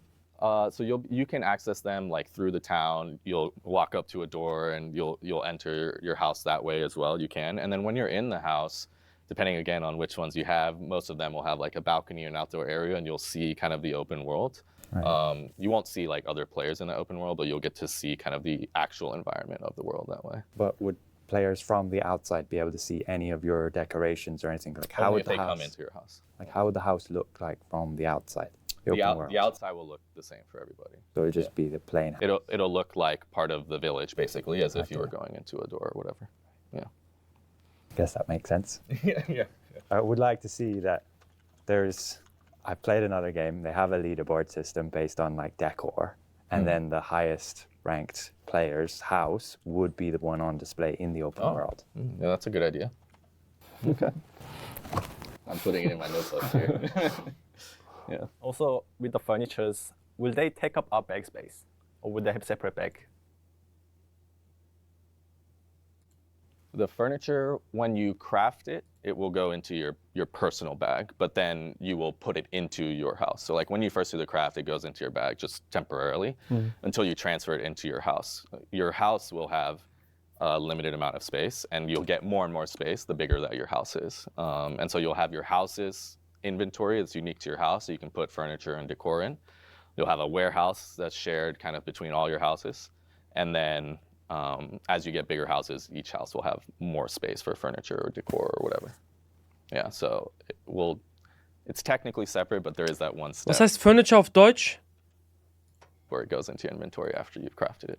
Is there anything new we need to know about the gathering itself? Is it just like you just go, oh, like what are the respawns, like where are all the resources for that, or so like how does it work? we are introducing, so your gathering will have now progression. So you'll have, like if you're doing logging or woodworking or whatever, then you will that will be a new track for you. So you'll go gathering, you'll gather trees and whatever, and you'll level up, and that will give you, of course, different chances to get different materials. And that will be new materials from scratch. So nothing that you have right now will work for housing. It will be new materials that everybody is starting to collect from scratch. So everybody will kind of start at a new baseline for housing. And so you'll level all of those up, and then similarly, you'll do the same thing for processing. So you might have like logging for gathering, and then that will change into woodworking is your processing profession, which you also have to level up kind of independently. So you have these extra tracks now for life skills, and all of that will tie together in the new housing system overall, right? It's all feeding towards creating that furniture and helping your house and all of that. Can I sell any resources or something like this for Lucent, or is that just like from the auction house, or is it like all personal? Yeah, good question. So the completed furniture, like if you make a piece of furniture, you'll have a chance for great success, similar to when you... Or is that just like from the... Can I sell any resources or something like this for Lucent, or is that just like from the auction house, or is it like all personal? Yeah, good question. So the completed furniture, like if you make a piece of furniture, you'll have a chance for great success, similar to when you craft a weapon or a piece of gear. So if you get that great success, you can put it on the auction house. And we like that. We think that fits into TL's model. We think lots of people can benefit from that. Those who don't want to do a lot of the life scaling or whatever, but really like the idea of having a house, they can invest a Lucent on it. Of course, free-to-play players can go make Lucent from that. So we've seen that work out to be actually a pretty good model. So we'll do that for the furniture as well. We won't have it initially for materials itself, though. So it'll be limited to the completed furniture for that. Will it be monetized in any way, like having unique stuff on the shop? We will do some intro stuff. You know, we really wanted it to be more of a player-driven economy, like using the auction house and stuff. But we do think there are moments where players kind of want tailored stuff. I think a good example of that is like seasonal things. So like when Halloween comes, we'll have like a Halloween package that will be available in the shop that players can enjoy. But it won't be limited to just that. We'll also give seasonal furniture that can be earned through like the events and stuff like this. So we will have, I would call them like seasonal packages. So like holidays, Halloween, Christmas, this type of thing. But we don't plan to just constantly feed right now furniture pieces into the shop. We want that really to be more of an engagement thing, a gameplay thing, and focus on it that way. I think probably the only exception to that is maybe flooring. Flooring and wallpaper we will have in the shop, because we just think that that's something that players may just want to quickly change out rather than having to invest too much to create. Ja. So with the cat. Also das Ding ist, an der Stelle merke ich, dass das halt extrem scripted ist, Bro. Also es zieht sich unendlich in die Lange, Bro. Die reden die ganze Zeit nur über dieses Housing-Thema. Und das, was Niki sagt, ist halt da absolut richtig. Schon cool, dass die über solche Themen reden, aber to be honest, hat das Spiel nicht größere Probleme als Housing. Ja, Bruder, ja. Ja. Und es ist geisteskrank, also man merkt, dass das geskriptet ist, weil ich meine, imagine, da wird das hier angekündigt, T3 Gear, das wird angekündigt, aber darüber wird halt nichts an Fragen gestellt, so juckt irgendwie niemanden so richtig, obwohl das so ein riesen Ding ist. Und jetzt reden wir die ganze Zeit über Housing, Bro. Guck mal, wie viele Spiegelstriche ich jetzt schon habe für Housing am Nachräumen. Ja, ne, die tun so, als wäre Housing die neue Zukunft. Die tun so, als wären sie WoW am Nachräumen. Will there be any like a energy system where you can get a certain amount a day, or can you chop trees all day? You can chop trees all day, but there will be limitations in the processing side of it. So the processing system will basically be that kind of limiting factor. I don't like to use time-gated because it just depends on how you structure it, but processing will work in that way where once you've gathered enough stuff, again, if let's say you want to convert logs into lumber, you will basically queue up a certain amount of logs. So you have a limit to how many you can queue, and then converting it from log to lumber takes a certain amount of time. And that time will vary based on the rarity, the tier, if you will, common, uncommon, rare of the processed material. So if you're doing a gray processed material, it could process very quickly, maybe in like a minute. But if you need blue ones, that might take longer, a couple hours or something like that. Makes sense? Yeah. Do you like having that kind of limitation, or you want to just chop trees all day? Nobody likes limitations. Yeah, we think it's useful though, because it provides kind of an extra thing that you'll manage to, and we don't want housing to feel like you just constantly have to be doing it, So I think actually it gives this nice ebb and flow to, you're going out in the world, you're doing stuff, maybe you have a little downtime, you get enough time to maybe gather some more, queue up some more stuff for processing, and then you can go back out and do some more dungeons or whatever while that kind of finishes through. So we hope we're kind of trying to structure it to give this nice kind of balance to how much time you need to spend out in the field versus how much time you spend doing your housing or your processing and stuff like that. Should give more value then to those items that you craft. Exactly, yeah. Because it took longer time to get them. Exactly, so it means like your high-end furniture, which needs a lot of those maybe rare processed materials that you've given more time to. If you get that great success and you want to ship it off, like you get more value from that as a player as well, yeah. Okay, so that's a lot about housing. Let's shift gears a little bit to what I think you guys like most, which is combat. So let's talk a little bit about dimensional trials. And again, a quick recap of that. We are restructuring dimensional trials, or revamping it, I guess. And we're taking that and adding weekly leaderboards. We're changing the dimensional trial concept so that it's a weekly season. So each week we'll have one dungeon that's available, and that one dungeon is what you'll compete over for the leaderboard. And we're shifting 3 other main things. One is, it's not a time attack mode per se, but time is now going to be a critical element of the score that you can get in the dungeon. So you are still trying to go for a high score, but your high score will be greatly influenced by how quickly you're able to clear the dungeon. So time becomes a really important factor of that, trying to go as quickly as possible. Zeit nicht limitiert, aber wichtig für Ranking. We're also adding or adjusting how the affixes work. Right now it's basically, in each week there's some affix. It could be like the stunning totems or the rats or whatever it is. That's kind of shifting. Instead, it will be player selected affixes. And you'll be able to take buffs or debuffs, basically. So things that benefit you as a player, or things that hurt you as a player. And depending on what combination of affixes you choose, that will impact what score you might get. So if you're feeling very competitive, maybe you're going to take all negative affixes that make it harder, but that's going to help boost your score. Das ist eine coole Sache. Das ist ein cooler Punkt. Man kann Buffs, Ratten, Bomben, Heal-Totems entfernt. Stattdessen Buffs, Debuffs, also wählbare Buffs und Debuffs beeinflusst Ranking. Buffs negativ, Debuffs positiv. So. But of course, make it harder for you to complete that trial. Maybe you take a little bit of balance, so that affixes will be a change. And then the last thing is we want to improve the rewards as well. So you'll still get runes. It'll still be a primary path for you to upgrade your runes. But then depending on what tier you're doing it on, and if you're able to clear it within time, you'll also have a chance for bonus rewards that can include a variety of things, including potentially gear. So just trying to make the repeat right. The last thing is we want to improve the rewards as well. So you'll still get runes. It'll still be a primary path for you to upgrade your runes. But then depending on what tier you're doing it on, and if you're able to clear it within time, you'll also have a chance for bonus rewards that can include a variety of things, including potentially gear.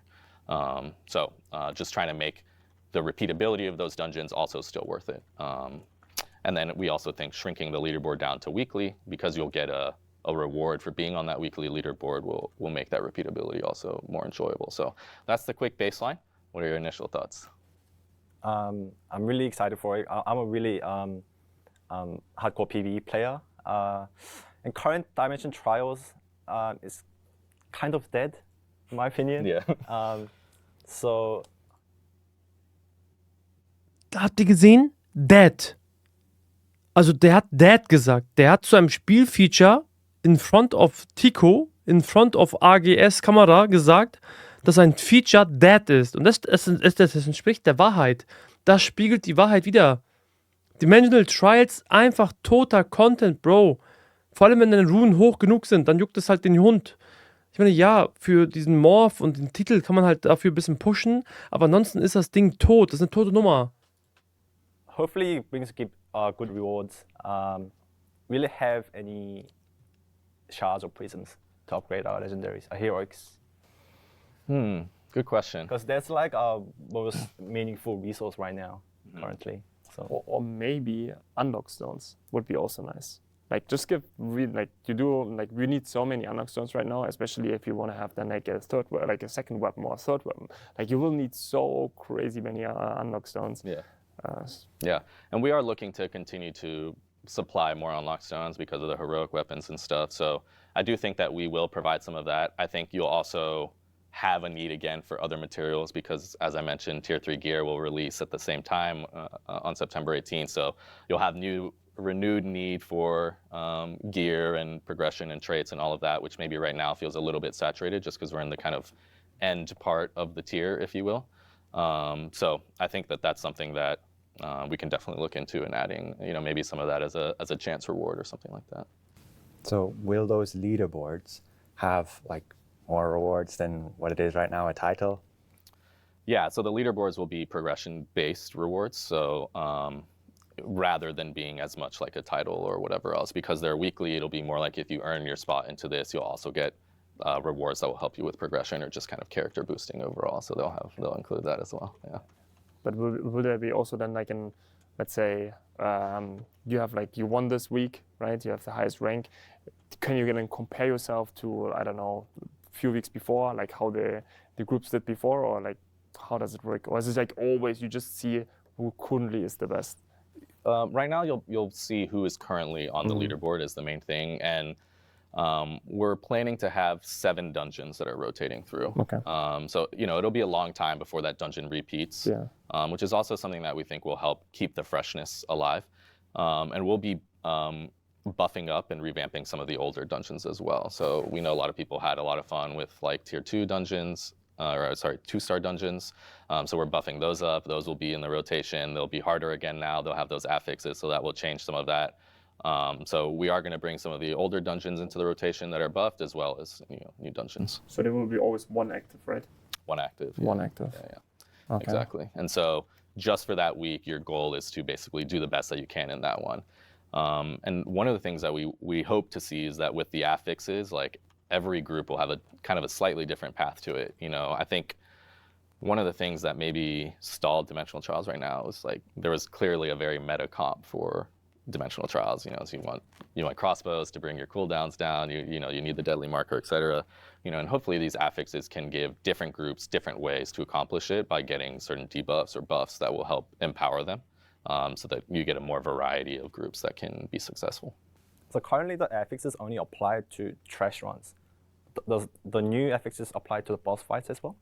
It's not planned, no. So it will apply primarily to the trash mobs if they are mob-based affixes. But if you have an affix that is, for example, +5 to fire damage, then that will apply to the whole dungeon. I see. Yeah.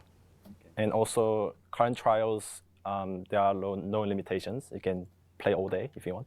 Can you also like keep trying to get the best times and stuff like that? Yeah, no limitations. And actually, we're removing this need to have done lower tiers first as well.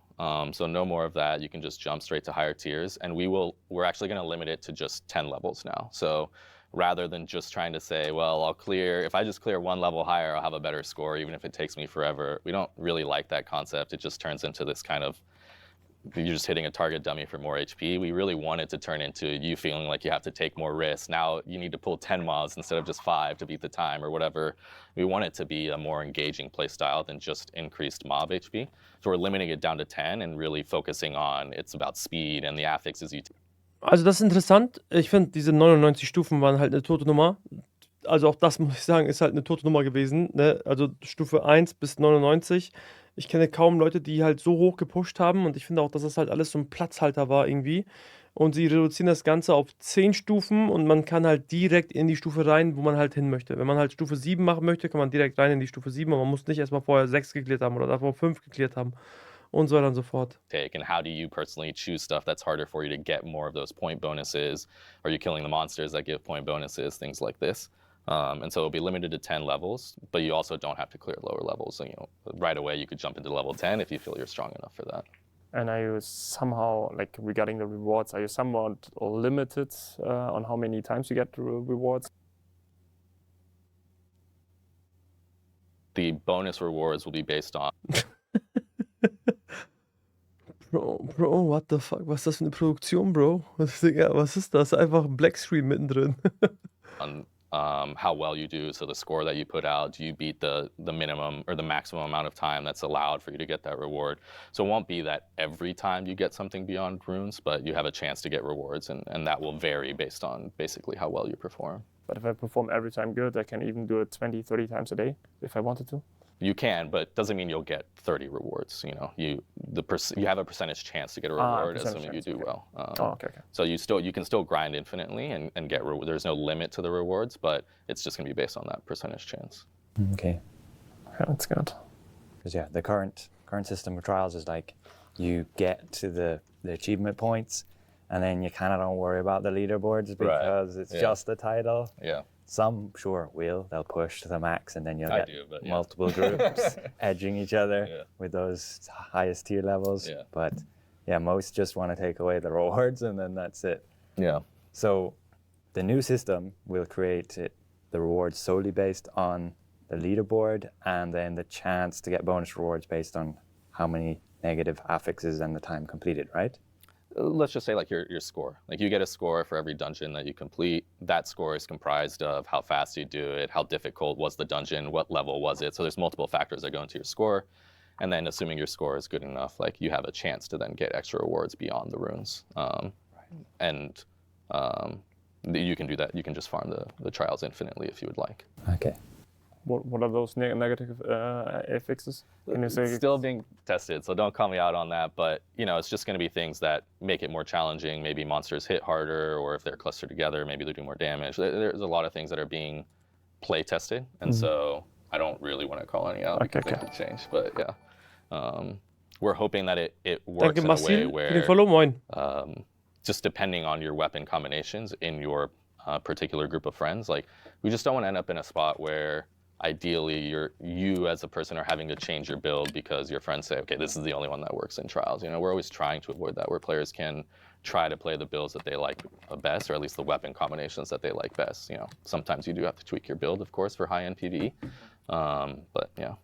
Ich denke nicht, dass die Trials kaputt machen. Ich denke, dadurch wird Trials erst wirklich interessant, Siren.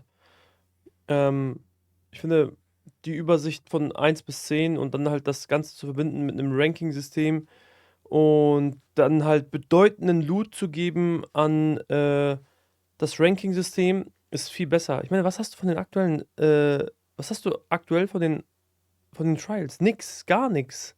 Ein paar Runen und du bist wahrscheinlich sowieso Max-Level auf allen Runen. Juckt der Hund. And the rankings will be also server-wide always, right? Or is it like just for the server?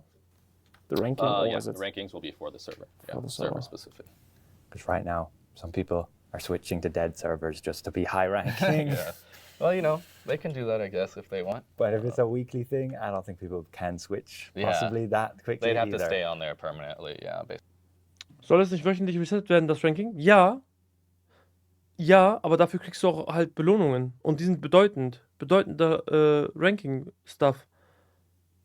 Jetzt gerade kriegst du halt nur Runen und einmalig kriegst du Morph und einmalig kriegst du einen Titel. Wen juckt das? So hast du die Chance noch auf, keine Ahnung, also sie haben erwähnt, dass da Gear rauskommen soll, aber auch sowas wie vielleicht Trade Unlock Stones. Und wenn da jetzt am Ende T3 Gear rauskommen kann. So as I mentioned, that will come on September 18th as well with all of the other updates. And Everybody should look forward to it, and we will be revamping some of those older dungeons and buffing them up so they're more relevant to the content coming out then.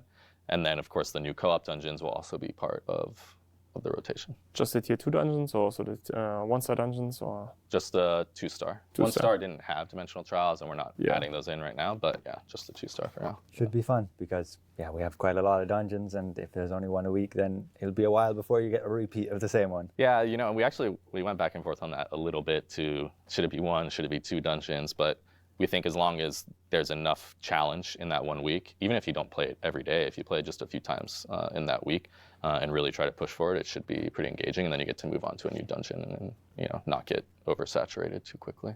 Okay, so let's move on to Battlegrounds. Battlegrounds will be instance PvP content, 24 versus 20. Okay, Battlegrounds. Let's go.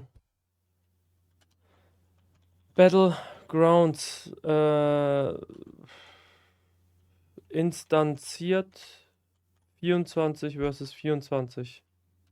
Weiter. Entweder alleine, Solo oder Gruppe bis zu 6. 24, you can queue in either solo or in parties up to 6 people. So either go with a group of friends or go by yourself. That's totally fine. You'll be able to go in and it's PvP. The basic way that it will work is you'll have 5 capture points on the map, and capturing those will give you periodic points, but then also capturing them gives you multipliers to the other ways that you earn points. So you earn points for killing people, for example.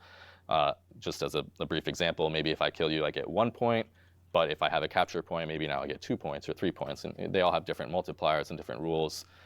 So that will be the way that it works. And then there's some other stuff that's fun in the Battlegrounds as well, which is we'll have golems that can be spawned. Of course, they won't be as strong as the Castle Siege golem, don't worry. We'll have golems that can spawn and some other fun mechanics to kind of help keep the battleground engaging and also give opportunities where maybe if a team is falling behind, there's some ways they can still catch up and the match doesn't feel lost. Okay, so who wants to go first on Battlegrounds? Let's start with you on Battleground. Ich muss sagen an der Stelle, ich finde es cool, dass sie etwas sehr Throne and Liberty bezogenes mit einplanen in diese Battlegrounds, also diese Golems, dass man die da halt nutzen kann. Finde ich halt nice. Ich weiß halt nicht, ob das zu sehr kaputt machen würde. Man muss es sich angucken, aber ich hoffe, dass das halt nicht zu overpowered ist und dass es halt gut gebalanced ist. So what are you thinking? Weil ich denke dran, wenn ich im Golem eingestiegen bin, der Jumper Golem, und ich habe da irgendwie mal so ein paar Fußtritte verteilt, dann, Digga, da sind da so viele Menschen gestorben immer, also so viele Leute gestorben. I showed you the map earlier today. I gave you a little preview of what the map might look like, and how's it looking to you? Really excited for it, finally to have a Battleground. The community has been asking for such a long time. Yeah. I didn't know that. You? Yeah, I don't know. I really love PvP, but right now I was not really able to play PvP because like most of the time it's really helpful to be in a competitive guild, right? And since I didn't have the time for that, I'm just asking for Battlegrounds quite a while. Yeah. So yeah, I'm super excited for it. I think the community for sure needs that, or we need that. Yeah. Cool. Yeah, on-demand PvP, you can just queue up, get a match. I think it'll be a great addition, especially if it's rewarding and can help a bit with character progress. Yeah. So you're asking me, will it? Yeah. So it will, and you know, one of the things maybe it's a little bit of a lesson learned for us, but also one of the things we really wanted to emphasize with this new update is trying to make it so that everything that you're doing is progressing your character. We know that that's a very big topic with the community. Just things like the new co-op dungeons, you know, they won't drop tier 2 gear. You know, it'll only be tier 3 gear. There's no tier 2 gear dropping. We know that that was kind of a big point when tier 2 gear came out about tier 1 gear. So just trying to do that. And then on the PvP side, what we're basically doing is we will be revamping the arena coin. So instead of having an arena coin, we'll have, let's call it a PvP coin. It's not its final name, but let's just call it a PvP coin. And so Okay.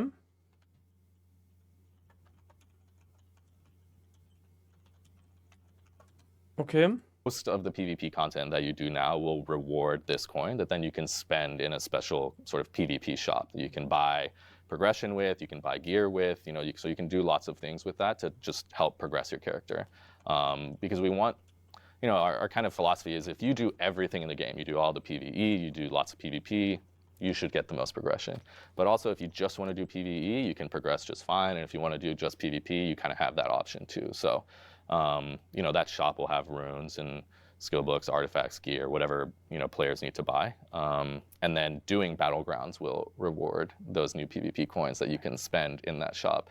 But so will other things like guild bosses, you know, GVG bosses or Dominion mode, things like this. So it's not just isolated to Arena and Battlegrounds.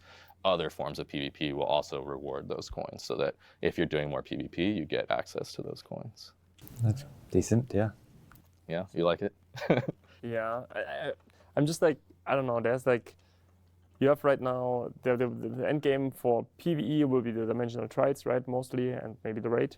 And for PvP, it's GVGs and now the Battlegrounds. So the rewards of the Battlegrounds is then similar to what we have them, for example, in the trials, or is that comparable? Because let's say that if I'm a PvP player, I would probably spend a lot of time in Battlegrounds. If I'm a PvE player, I spend a lot of times in trials. So is that like, is the reward comparable, or? I would say the shop will probably be comparable to Dimensional Trials. I don't want to say that they're going to match.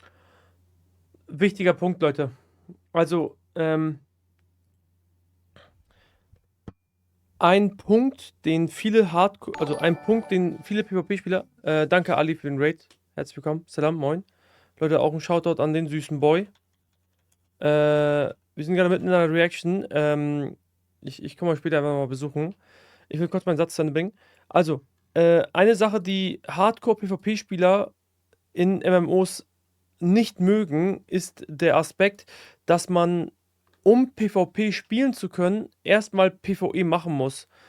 Und die Sache ist, dass das halt nicht so gut ankommt. PvP-Spieler möchten PvP spielen und möchten auch progressen durch PvP spielen, oder sie müssen halt, oder man hat halt eine so ein balanciertes Gear, also dass du quasi ein separates Gear hast für deine PvP-Szene und dann halt, das ist unabhängig von deinem PvE-Setup, dass die Leute halt quasi mit einem separaten Gear, was man nur durch PvP erlangt, dann auch im PvP nutzen kann. Und ich finde es gut, wie sie das jetzt ändern mit diesen PvP-Münzen und dass man die durch die PvP-Inhalte bekommt, wie GVGs, wie Battlegrounds, wie Arena, wie gildenorientierten Content. Und er sagt ja jetzt, der Loot durch diese PvP-Münzen wird ähnlich sein wie der Loot, den man dann durch, sag ich mal, Dimensional Trials bekommt, wenn man die pusht. Das finde ich gut. Das ist wichtig. Also das ist wichtig für beide Parteien. Für die PvEler und auch für die PvPler. Exactly, but they're comparable, right? And our goal isn't that you don't do a variety of content. You know, we like that. We like that players are doing a variety of content and can get different things from different types of content, but not to feel so forced that you have to do that in such a high amount or whatever. So they will be comparable, but I don't know that I would say they're exactly one-to-one, but they will be comparable to each other. It's a little bit different, like Dimensional Trials and Battlegrounds, because, you know, Battlegrounds, one of the things we want is like a term that we like to use is like you can fail forwards, you know? And so it's like if you're still losing, we still want you to be able to get some coins, get some progression. But in Dimensional Trials, you have to actually clear it. You have to meet the timer. You have to get a certain score to have bigger chances for rewards, or, you know, meet the weekly leaderboards or whatever. And that may not necessarily be necessary for Battlegrounds. You know, PvP is already really punishing, right? When you're dying or losing, that doesn't always feel good. Yeah. I don't die, but, you know. Of course not. Yeah, but so the shop will provide some of that stuff. Like you'll be able to get runes and other things. And gear, like I mentioned. So there will be similar, but maybe not one-to-one. I think it could be good though if you tied in like a lot of the existing currencies into like PvP options.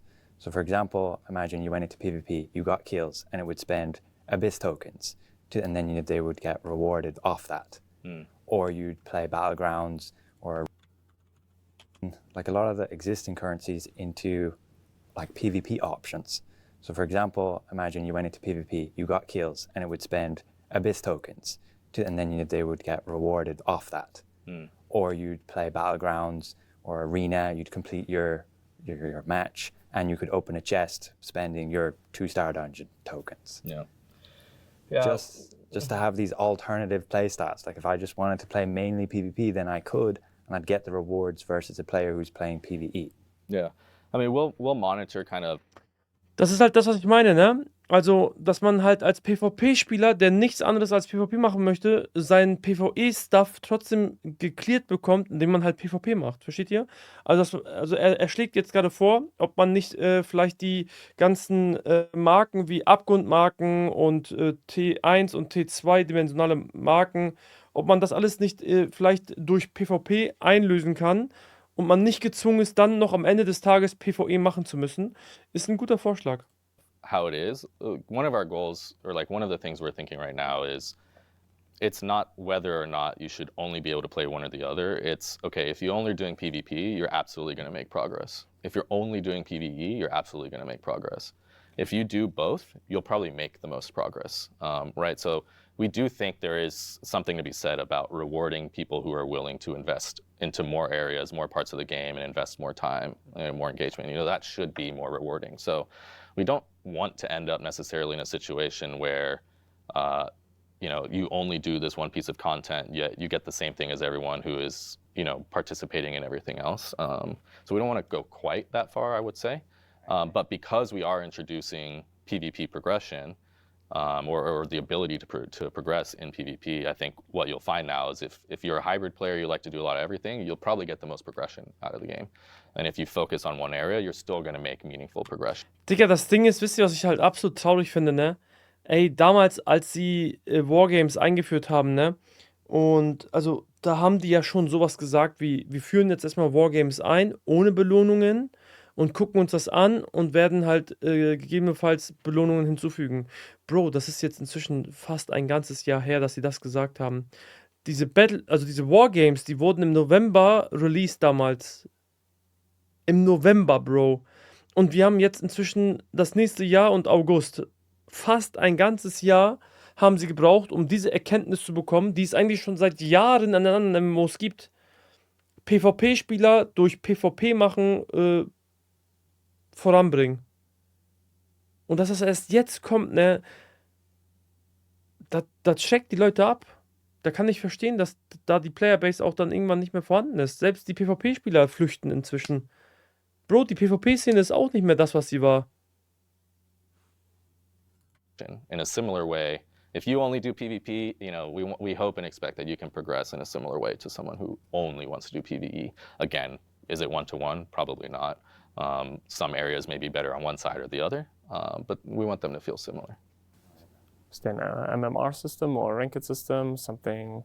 Yeah, so we are planning to bring a ranked mode, but it will come a little bit later. We don't want to bring it right at launch, mainly because it's just a brand new feature, right? We want to give time for, you know, see, is the balance good in there? Is there, okay, maybe the golems are too powerful or too weak, and we don't want people in a ranked mode while doing that. I mean, we're doing a ton of play testing right now, but it's just never the same as when the full community is behind it and they're testing it and, you know, everyone's trying to figure out how to cheese it and all of that stuff. So, yeah, we won't have ranked right at launch, but we will bring it a few weeks later.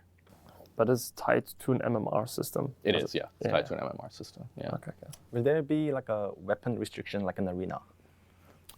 Good question. So actually when you're queuing, you will choose your role. And there will be some restrictions on that. So like if you want to queue for support, you can't be wearing crossbow daggers. You got to be wearing a wand or an orb or something. Same thing if you queue as tank, you got to be holding a sword and shield. So that will be the type of restriction that we have. And that will be managed in the matchmaking. So you just queue for whatever role you want, and then in the matchmaking, we'll try to do a rough pairing of the roles so that they're roughly equal on both teams. But you can queue up to a team of 6. You can, yeah. But there will be limitations based on that? There will be limitations on how you get matched into a game. Okay. So in theory, you could queue with more players, but your limitations will still be. So you could still queue into a match with a team of 6 and they're all using sword and shield? I actually don't think that that's possible, no. So there is some restriction? There is, yeah, on the quantity. Yeah. Right. And can I queue as an invocator, as DPS? You can, yeah. So but I can also then heal. You can do some healing, yeah. So, you know, it's not a situation where we're trying to we're trying to avoid situations where one team doesn't have enough of something rather than one team having too much of something per se, right? So of course we understand like weapons like wands can be used for DPS and heals, but that's why we're asking you to queue for a role. So you will select a role of what you're hoping to fulfill. You know, we're not going to go so far as to say, remove all your healing spells or anything crazy like that. But what we don't want to end up in a spot where one team has 6 healers and the other team has 1. You know, that's going to be probably a very lopsided match. So it's more about trying to fit it into there. Have they thought about adding anything that would look at your character stats? Like you could see if somebody's a healer based on how much healing % they have. We roughly talk about it, but that's a pretty big lift, and you also have to make a ton of assumptions about the player for that, and we don't think that's the right way to go. Because it's kind of hard. Like if I run as Fury or Invocator, I'm a wand, I'm taking the spot of what the game would think is a healer. Well, you won't, because you will queue as DPS. I guess that's fair, yeah. With that new system. So it's a little bit different than Arena. You kind of asked about Arena. In Arena, you're just queuing, and if you happen to be wearing wand, it's kind of assuming you're a healer for now. That's not how it will work for Battlegrounds. You will Bro, bitte lass bitte Battlegrounds funktionieren. Bitte, die sollen einfach Battlegrounds vernünftig rausbringen, damit die Leute endlich da rein queuen können ohne Ende. Also, man queued wahrscheinlich im Spiel ähnlich, wie man reinqueuen würde in hier Koop Dungeons. Also man geht halt hier rein und man sagt dann, okay, ich bin entweder Tank, DD, Healer. Wenn du also als Healer reinqueuest in Battlegrounds, dann musst du mindestens ein Wand in der Hand haben. Wenn du als Tank reinqueuest, dann musst du mindestens ein SNS haben. Wenn du als Invocator, als DPS queuest, dann wirst du halt nicht restriktiert, dass du ein Wand in der Hand trägst und kannst dann halt ganz normal DPS spielen. Aber was ist, wenn ich mich als Wand Bow Heiler, aber als DPS anmelde? Und auch Wand Stuff kann man auch heillastig spielen. Wisst ihr, was ich meine? Also es könnte sehr unbalanced sein. Auf einmal hat der Gegner halt sehr viel Heal und der andere Part hat halt nicht so viel Heal. Wisst ihr, was ich meine? Das könnte schwierig werden.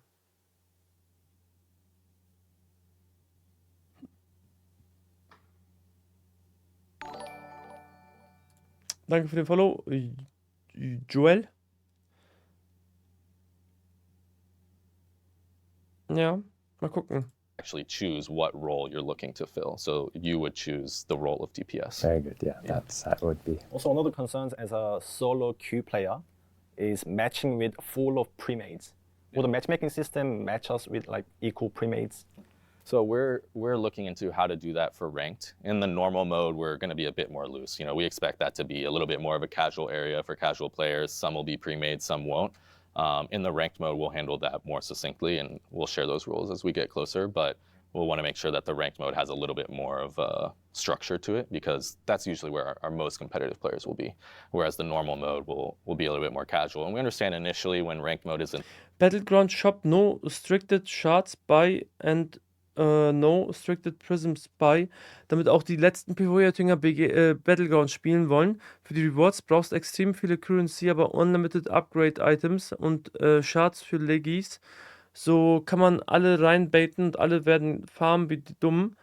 Ja, wobei ich da persönlich eher sehe, dass sie wieder Limits einbauen, weil gerade solche hoch nachgefragten Items, die du da erwähnst, diese Prisms und die Entropy Shards, das wird halt niemals unendlich farmbar sein. Niemals. Das wird halt limitiert sein, wahrscheinlich wöchentlich und dann chalas. Wenn sie schlau machen, kann man das auf Daily-Based limitieren, weil dadurch hat man dann halt mehr Grund, ne, eine größere Playerbase, die das täglich und aktiv spielt, als wie es jetzt in Arena ist. Am Anfang der Woche machen viele Arena und gegen Ende der Woche, also gegen Ende der ID, weniger. Ne? Ich kann mich noch erinnern, als wir Arena gespielt haben, irgendwann als das Spiel, sag ich mal, seinen Hype fertig hatte, Bro, du konntest Donnerstag, Freitag, Samstag, vielleicht noch Sonntag Arena ganz gut spielen, Montag, Dienstag, Mittwoch war tot. Einfach tot, Bro. There, you'll get a wide variety of pre-mades or not. But we think that that's okay. It's still in the early phases, and we'll see what kind of experiences we have and adjust from there.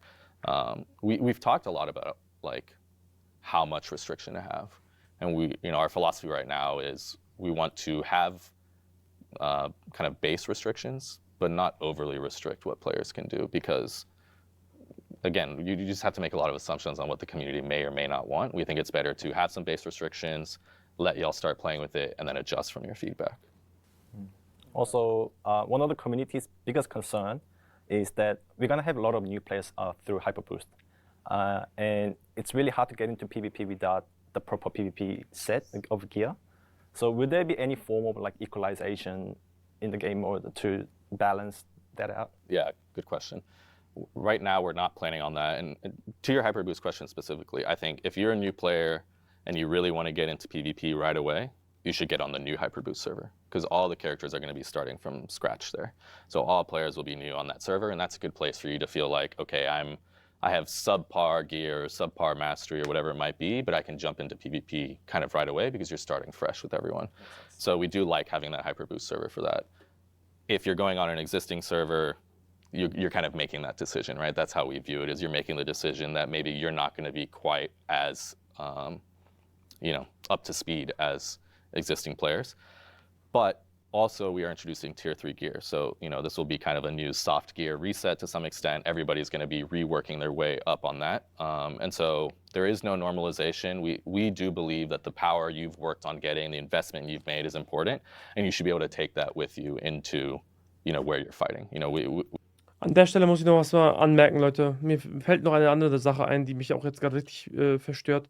Und zwar, also, es gab doch vor einiger Zeit diese neuen Schmuck-Items. Ich hatte ja zum Beispiel diese ewige Flammenkette aus Nebula. Die konnte man upgraden, um halt einen Set-Effekt zu generieren. Dieser Set-Effekt steht da unten, wenn du 4 Teile hast. Ich habe basically schon den Ring. Ich habe den Upgrade-Ring von dem. Aber ich habe mir gesagt, ey, ich werde erstmal die legendären Schmuckteile abwarten, mir das angucken und dann das upgraden. Danke, Genrox, für den Raid. Herzlich willkommen, Leute. Moin, moin. Und die Sache ist, ich habe zu dem Zeitpunkt schon gesagt, okay, ich finde, die Effekte sind wirklich sehr minimal, dass man da halt kaum was bekommt. Ich meine, 2 Standhaftigkeit, 60 Heavy Attack Evasion, 1000 Max HP. Ich meine, als Heiler oder als Tank ist das eine sehr, sehr gute Kombo, dieser 4er-Set. Aber alle anderen 4er-Sets finde ich alles absolut persönlich gesehen Arsch. Dafür, dass du 4 ganze Items austauschen musst und meistens davon ist mindestens 1 davon Nebula-Item. Und in meinem Set, in meinem Fall habe ich sogar 2 Nebula-Items, die ich dafür eintauschen musste. Einmal diese hässliche Kette und einmal diese hässlichen Ohrringe. Genau. Und jetzt hat man das gemacht und es war halt schon so nervig und ärgerlich, dass man das halt machen musste, weil man dachte, okay, man muss ja competitive bleiben. Und jetzt, kurze Zeit danach, nachdem sie dieses Update reingebracht haben, wird auf einmal aus dem Nichts einfach T3-Gear aus dem Boden gestampft. Keine Ahnung, wie ich das, also keine Ahnung, ich weiß nicht, wie ich das halten soll. Ich weiß nicht, was ich davon halten soll. Es macht mich schon zornig, sage ich ehrlich. Weil ich habe halt jetzt hierfür jetzt schon wieder reingebuttert, ne? Ich meine, das habe ich auch upgraden müssen, weil das halt zum 4er verfickten Set-Effekt gehört. Und jetzt habe ich schon 3. Ich habe den Ring halt auch noch im Lager, hier. Schaut her. Der ist auch schon ready, den habe ich da gedroppt, aber ich wollte den noch nicht ausrüsten, weil der relativ spät gedroppt ist. Das Ding hier. Und damit hätte ich mein 4er-Set. Aber jetzt weiß ich auf jeden Fall, ey, ich brauche das Ding auf gar keinen Fall upgraden, denn das 4er-Set-Ding werde ich niemals nutzen, weil T3 kommt. Mit T3 muss ich schon wieder alles anpassen. Komplett, von A bis Z. We think that we've had the conversation multiple times about this kind of normalization, and that is a big part of it. The other part is like, how do I normalize you? That's a tough question as well, right? Like, you see a lot of builds aren't viable if their stats come down, or things like this. They need that kind of higher tier of stats to really be viable. I mean, we've even seen some stuff start to be really viable now with heroic weapons because they're getting that oomph in the stats that they needed to push them over the top. So I understand the concern, but I think, yeah, the Hyperboost is a good way to do that. It's a fresh server. Cool. You makes think? sense. Yeah, it makes agree? sense. Yeah. To quickly touch on the Hyperboost, will there be any limitations to alliance size or guild size? Would it be potentially smaller to accommodate? Yeah, so I was expecting someone was going to ask about alliances today, maybe all of you. Jetzt kommt's. We will be changing alliance sizes. So Von 4 auf 2. mentioned in my last Tico talks, like we've been looking at alliances for a while. We wanted to get community feedback. We've asked about it in our videos and lots of places to get feedback. So We've talked about it a lot, and let me give you the short answer. The short answer is we'll be reducing alliance sizes from 4 to 2, and we'll be doing that across the board on all servers. That change will come on September 3rd. So on the September 3rd patch day, that's when we will bring the alliance change. Now, I will say that is a iterative change, and I mentioned this in my Tico Talks video, and we really strongly feel that. We considered a lot of things. Should alliances only apply to certain content? Should it be just sieges? Should it include bosses? Should it be just arc bosses? Should we reduce and only apply to certain content? Should we allow alliances to change based on the content? There's so many different paths. Everybody has a different idea for it. So we're going to try to take an iterative approach. First step is to just try to reduce them down from 4 to 2. And we think, let's see how that impacts the PvP balance on all of the servers, etc., and then go from there. And that will apply also to the new Hyperboost servers. All right. So, Okay, also warte mal ganz kurz. Ich will dazu einen Take geben. Die Änderung von Allianzen von 4 auf 2 ist auf dem aktuellen Spielstand eine gute Änderung. Die Server sind relativ leer, die Server sind relativ tot, man hat relativ wenig Competitive Fights. Meistens ist es so, dass auf irgendeinem Server eine 4er Allianz hockt, die halt den ganzen Server dominiert. Es ist inzwischen sehr rar geworden, dass da mehrere Allianzen, mehr als eine Allianz auf einem Server chillt und, sag ich mal, Competitive PvP spielt. Es gibt noch den einen oder anderen Server, wo halt 2 Allianzen, die einigermaßen auf Augenhöhe sind, gegeneinander spielen, aber das ist halt basically so gut wie ausgestorben. Und deswegen ist es schon mal, sag ich mal, eine gute Änderung für die PvP-Szene, um, sag ich mal, mehr Variation mit reinzubringen. Auf der anderen Seite frage ich mich, wenn wir schon so wenig Spieler inzwischen nur noch haben, und man sieht ja die Steam-Charts, man sieht ja, wie das Spiel immer weiter schrumpft und kleiner wird. Wieso hat man nicht einfach die Allianzgröße auf 4 gelassen und stattdessen hat man einfach die Serveranzahl reduziert? Also von 12 Servern oder 11 Servern, die wir jetzt gerade in EU haben, reduziert man das Ganze auf irgendwie 3 oder 4 Server und dann hast du halt wieder diese ganze Competitive Schiene, wieder 2, 3 Allianzen mindestens auf jedem Server, die sich dann gegenseitig bekriegen können, ne? Verstehe ich nicht. Also, das wäre, finde ich persönlich, der bessere Change gewesen. Das ist auch ein guter Change, aber der bessere Change wäre, wenn wir schon so wenig Spieler haben pro Server, dann lieber die Server, ne, noch weiter zusammenpacken und die gegeneinander fighten lassen. the Battlegrounds will be server-wide, right? If I queue, it's always server-wide. It will be inner server. Inner server? Yeah. Ah, okay. That's good. Also then for the... Oh, okay. Also then for the ranked mode and stuff like this, it's not queued throughout all the servers. It will be inner server. Inner Gotcha. server, Yeah. okay, crazy. Yeah, so anyone in your region. Just to clarify, though, that does not include Hyperboost servers. So Hyperboost servers will be isolated from the inter-server matching for a period of time that we kind of talked about before, roughly 2 or 3 months. So the Hyperboost servers can only match with other Hyperboost servers and then exist. Nebula Full dann, Bro, wir hatten eigentlich basically die gleiche Situation wie in Korea. In Korea sieht das Ganze nicht anders aus. In Korea hat man auch 2 Server, ich glaube 2 Server gibt es in Korea und die fighten permanent gegeneinander.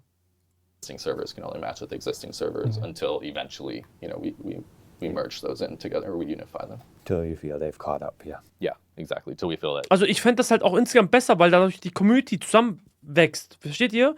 Dann ist es nicht so, dass, also aktuell fühlt es sich so an, die Leute auf anderen Servern kommen für mich wie Marsmenschen vor. Als wären das irgendwelche Aliens, so. Als hätte man gar keinen Kontakt zu denen, als hätte man gar keine Verbindung zu denen. So. Man weiß, okay, da draußen, irgendwo in der Außenwelt, irgendwo jenseits der Welt gibt es noch ein Leben außerhalb der Erdkugel hier, aber man hat nichts mit denen zu tun, so mäßig, so. Und da finde ich es halt, hätte ich es besser gefunden, wenn man einfach diese Server komplett zusammengeschrumpft hätte, sodass man halt auch mehr Interaktion mit mehr Menschen hat und gleichzeitig halt auch irgendwo zusammenwächst. There's some competitive balance to be had there, yeah. What would be nice if Wird es safe nach Hyperboost wieder einen Merch geben? Wenn sie das jetzt machen, nachdem sie diese Allianzgeschichte von 4 auf 2 reduziert haben, dann wird das Ganze in der Anarchie enden. Also das wird halt komplett nicht tragbar sein. Überleg mal, es gibt so viele Allianzen noch auf jedem Server. Es gibt 11, 12 Server, ich glaube 12. Und auf jedem Server gibt es mindestens eine Allianz. Der ein oder andere Server hat sogar 2 Allianzen. Wenn das alles dann noch zusammengeklatscht wird, also erstmal werden diese ganzen Allianzen aufgebrochen in 2 Allianzen jeweils. Ne, eine Allianz wird zu 2 Allianzen. Und dann, wenn das auch noch in einem Server-Merge endet, dann hast du da auf einmal plötzlich 12 Allianzen auf einem Server. Oder, ne? Also, wenn es jetzt 3 Server sind, dann hast du so 8 Allianzen auf einem Server. Ne? 12 mal 2, weil die 12 Allianzen, die mindestens 12 Allianzen, werden in 2 aufgebrochen. Dann hast du 24. 24 durch 3 Server wären 8 Allianzen pro Server. Tote Nummer, Bro. Tote Nummer. Das wird so ein Chaos sein. Das wird das Spiel nicht tragen können. We have like for the Battlegrounds, I don't know, like some kind of a cool stats window where we see, I don't know, how we perform with individual weapons or something like this. I don't know. So there will be a scoreboard during for the battleground. You know, damage done, healing. It's kind of similar to like the War Games scoreboard that will be available to you. But it sounds like you're talking about more of just your personal performance through a battlegrounds. Yeah. Okay. Match history. I'm writing it here. That would be really nice. I'm writing it here in my notebook. Perfect. People also really want the battle logs and what they died to. Yeah. Yeah. I know the feeling. So. Also, I have one more question. It's 24 versus 24. Does the match only start when it's full 48 people queued up, or can it start early? It will, so it'll fully match 2 teams of 24, and then that's where you'll get in. So you'll just be in queue. You can keep doing your stuff normally around town, just like you would. Scheiße. Haufen Scheiße, Bro. Bro, imagine, diese Battlegrounds starten immer erst dann, wenn 24 gegen 24 vollständige Member gesetupt sind. Und was ist, wenn einer die sieht? Was macht man dann? Es muss die Möglichkeit geben, dass die Leute nachjoinen können. Es muss die Möglichkeit geben, dass die Battlegrounds starten, auch bevor man 24 gegen 24 ist. Sobald das Ding irgendwie sagt, sagen wir mal 12 gegen 12, Chalas. Direkt go. Oder meinetwegen 15 gegen 15. Irgendwie sowas. Aber es muss halt vorzeitig starten, damit man nicht immer permanent auf die vollständige, perfekte Anzahl an Menschen abwarten muss. Und jeder, der danach kommt, wird dann in das Team reingejoint, was weniger Member hat. Wenn es also ein 15 gegen 16 ist, kommt der nächste in das 15er Team. So ist es auch im Video. Und ich glaube, so ist es auch in New World. Ich bin mir nicht ganz sicher. But now contracts or whatever else, Abyss dungeons, whatever you feel like doing in the meantime, and then similar to Arena, the queue will pop when the match is. Are you able to see how many people are queued WoW up at the auch. moment? No. Because you don't want. Oh. Okay. Because you might be sitting on a queue with like 10 people queued. Schade, dass du nicht eingeladen wurdest. Rede, mein Bruder, rede. Bro, ich würde denen da die Fragen um die Ohren hauen an meiner Räumen. Ich würde denen direkt Kritik geben. Wie viele Leute im Moment in der Warteschlange sind. Warte mal, ich will das mal kurz hören. When the match is Are you able to see how many people are queued up at the moment? No. Because you don't want. Oh. Okay. Because you. Bro, Digga. Webs fragt, sieht man die Menge an Leuten, die gequeued sind, damit man weiß, damit man abschätzen kann. Sind wir jetzt bei 20 gegen 22 gerade oder sind wir bei 2 gegen 4? Und er sagt einfach nein. Also nein, man wird auch nicht die Queue sehen. Man wird nicht sehen, wie viele Menschen gerade da reinqueuen. Du wirst also in Ungewissheit einfach dann Live-Skillen gehen müssen oder du wirst in Ungewissheit dann einfach irgendwas erpimmeln müssen, weil alles, was so dich voranbringt, wie ein Raid, wie ein Dungeon, Koop-Dungeon, Abgrundmarken, das kannst du nicht machen. Also er redet ja immer davon, dass man dann halt, sag ich mal, während man in der Queue ist, kann ich ja das und mich voranbringen. Aber Bro, was bringt dich denn voran? Ein scheiß instanzierter Dungeon. Wenn dann aber die Queue reinscheppert, dann musst du aus dem Dungeon rausgeportet werden, kriegst dann wahrscheinlich noch eine Sperre für deine scheiß Dungeon-Queue. Wenn du Abgrundmarken grinden willst, dann hast du Buffs laufen, die du halt nicht dann usen möchtest. Wenn du Raid machen willst, hast du sowieso keine Zeit für irgendwas anderes. Also das ist halt Bullshit, Bro. Das ist halt Bullshit. Also was gibt es denn bitte noch, was man in der Open World machen kann, außer in Herber wie so ein Pimmel an dieser scheiß Glocke zu chillen und einfach zu warten, bis die Queue losgeht. Housing in dich hinein, Niki. Might be sitting on a queue with like 10 people queued up and you don't know when it's gonna pop up.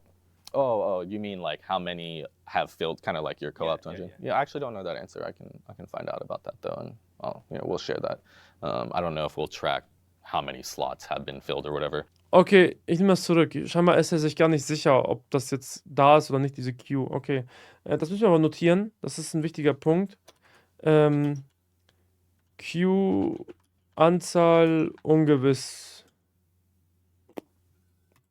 It's a little bit trickier because, in co-op dungeons, it's just you get one tank, DPS and healers, and you just put them together. In this one, it's a little bit more complex because, as I mentioned, we are considering roles.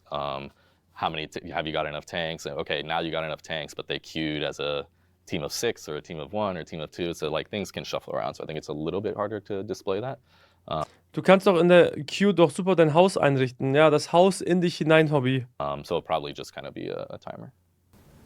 Okay. What about reinforcements? So if somebody abandons halfway through a match, will there be any way we're going to track that to see Okay, das ist sehr gut. Das ist jetzt, was passiert, wenn die Spieler rausgehen mitten im Fight. how it's going. Right now, we're tentatively thinking that we won't backfill them.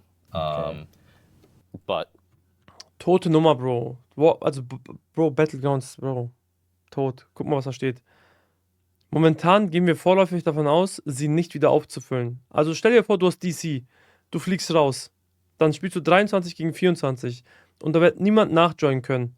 Stell dir vor, dass DC 2 aus dem gleichen Team. Dann spielst du 22 gegen 24, Bro. Tote Nummer. Und da sollen die Leute nicht nachjoinen können. Vergiss es, Bro. Vergiss es. Ich will nicht Montagmaler sein. Wisst ihr, was ich meine? Ich will nicht den Teufel an die Wand malen. Aber das klingt doch scheiße, Bro. Das klingt doch scheiße. Da muss ein System sein, was die Leute wieder auffüllen lässt. Und dafür ist es halt notwendig, dass man auch vorzeitig die Battlegrounds starten kann. Mit 15 gegen 15 oder 12 gegen 12 oder 16 gegen 16, was auch immer. Aber halt vor 24, damit das ganze System ein bisschen flexibler ist. Weißt du, ein Spieler mehr im Gegnerteam ist okay. Wenn er schlecht ist, kann es auch schlecht für das Team sein, weil dann ist er Kanonenfutter. Versteht ihr, was ich meine? Und das heißt also, der Gegner bekommt dadurch mehr Punkte. Wenn er gut ist, dann wird er halt vielleicht dein Team überfahren. Aber einen Gegner kann man immer tragen. Also einen Gegner mehr kann man immer irgendwie handeln. Ne? Manchmal zu deinen Gunsten, manchmal zu deinem Nachteil. Aber 2, 3, weißt du, so, das ist halt tote Nummer. Really thinking that we won't backfill them. But we do plan to have a pretty hefty Guck mal, Waifu, lass mich dich nicht beleidigen, Bro. punishment if you leave early, so that, one of the things that we want is to encourage people to finish the match. We want you to stay in there, finish the match, dedicate your time. The match will last 15 minutes. So if you go into Battlegrounds, you get in, you're going to dedicate 15 minutes of your time, and that's how long the match will take. It could end early if there's a really lopsided score and someone gets to the max score, but the most time it will take is 15 minutes. And we want people to finish that match. So we're thinking about what punishments we're going to have that discourage people from leaving. Because even if you join midway, that can be a bad experience also for the people coming in. Typically, people are leaving. Bad Experience, Bro. Es ist die einzige Experience, die möglich ist. Maybe it's because they're losing, then you just bring somebody into a losing situation. That also doesn't feel good. So it's tricky, and right now our approach is going to be to really discourage leaving. So how do we make it so that if you leave, you don't really get to benefit from that time anyway? It's kind of, you might as well stay in there and finish the match, get your rewards that you would have got in for staying in the match, that type of thing. Because there will be participation rewards, right? Yeah, that's right. So even if you lose, you'll still get some rewards. Of course, you're going to get more if you win, but we want it to feel like if you keep investing, you will get eventually the rewards that you want over time. Your time's respected somewhat. Yeah. Yeah. How's the golem working? Can you explain a little bit? Yeah, how do I get it? I'm What pretty can I excited do about with the it? golem. So we'll have 2 of the golems that are available right now in Castle Siege, but they will be modified, so they'll have slightly different abilities. Of course, their HP will be modified to be appropriately tuned for the amount of players that are there. But basically, each team will have access to 1. You'll be able to use it when you think is appropriate. And then there will be a kind of contested golem as well. And this will be one of the tools that we use to balance out the give a chance for maybe a losing team to catch up, let's say. So near the end of the match, there will be some additional catch-up mechanics. One of them is this golem. You kind of fight over an area to claim the golem.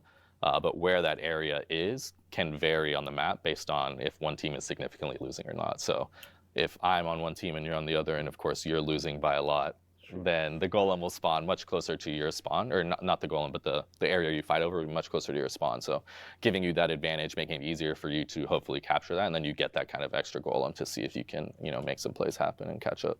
Because the idea is with the golem, I go to this points, capture points, and try to get those. Yeah, it's not on the capture point, but it's another area where you're fighting. You're trying to claim victory over that area, and then if you do, then you get to summon that golem. Yeah. Do we have any info on respawn timers?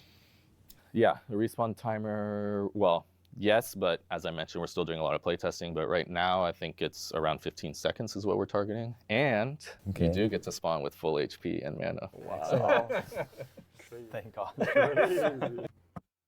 Good. Yeah, so I thought that y'all might like that. So what do you think? Are you gonna queue in with a group of friends? Are you gonna go solo? What are you thinking? I'm mostly What's your ideal 6-person team composition for Battlegrounds? 6 times orb. 6 orbs. Okay. Also ist auch halt keck, dass er halt jetzt hier Grobs fragt, weil Grobs halt schon öfter in dem Interview gesagt hat, dass er nichts mit PvP zu tun hat, vor allem weil er wenig Zeit hat. Und er fragt halt ihn so, weißt du, was ich meine? Er hat gesagt, er spielt halt nur PvE und er hier ist halt Hardcore-PvE-Spieler. Bro, tote Nummer, diese Frage. Because we know it will be broken, so in my group only orb players. So it doesn't matter. You're a healer, you're a tank, you're taking orb. Okay. Yeah, no, but I've already so many builds that I want to test, like that I always wanted to test, like in bigger scale PvP. So I'm really excited for, Like what? For example, Staff Greatsword.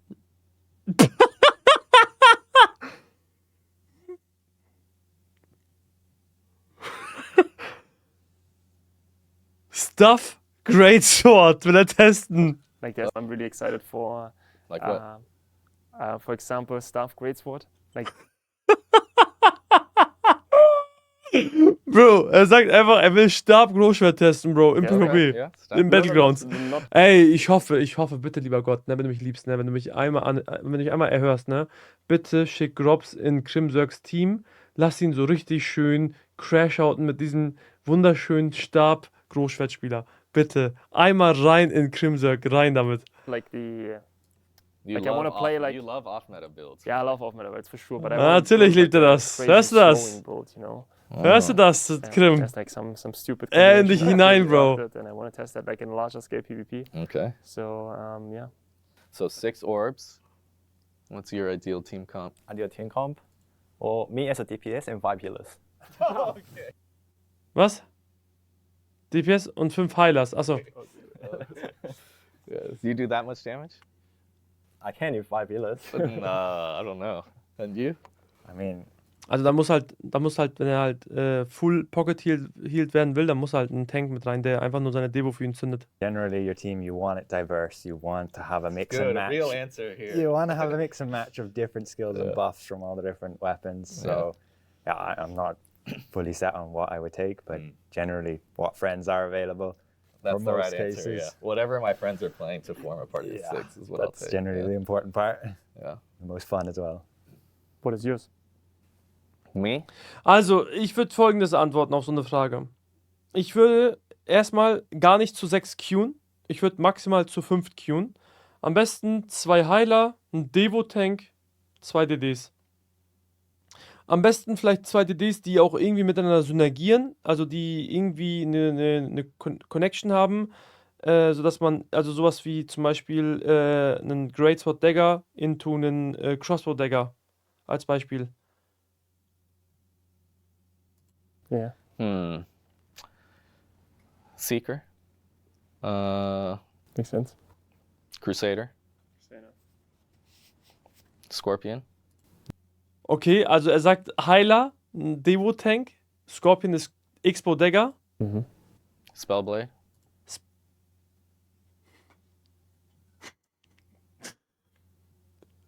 Also er kombiniert einen Expo-Spieler mit einem Stab-Dagger-Spieler, okay?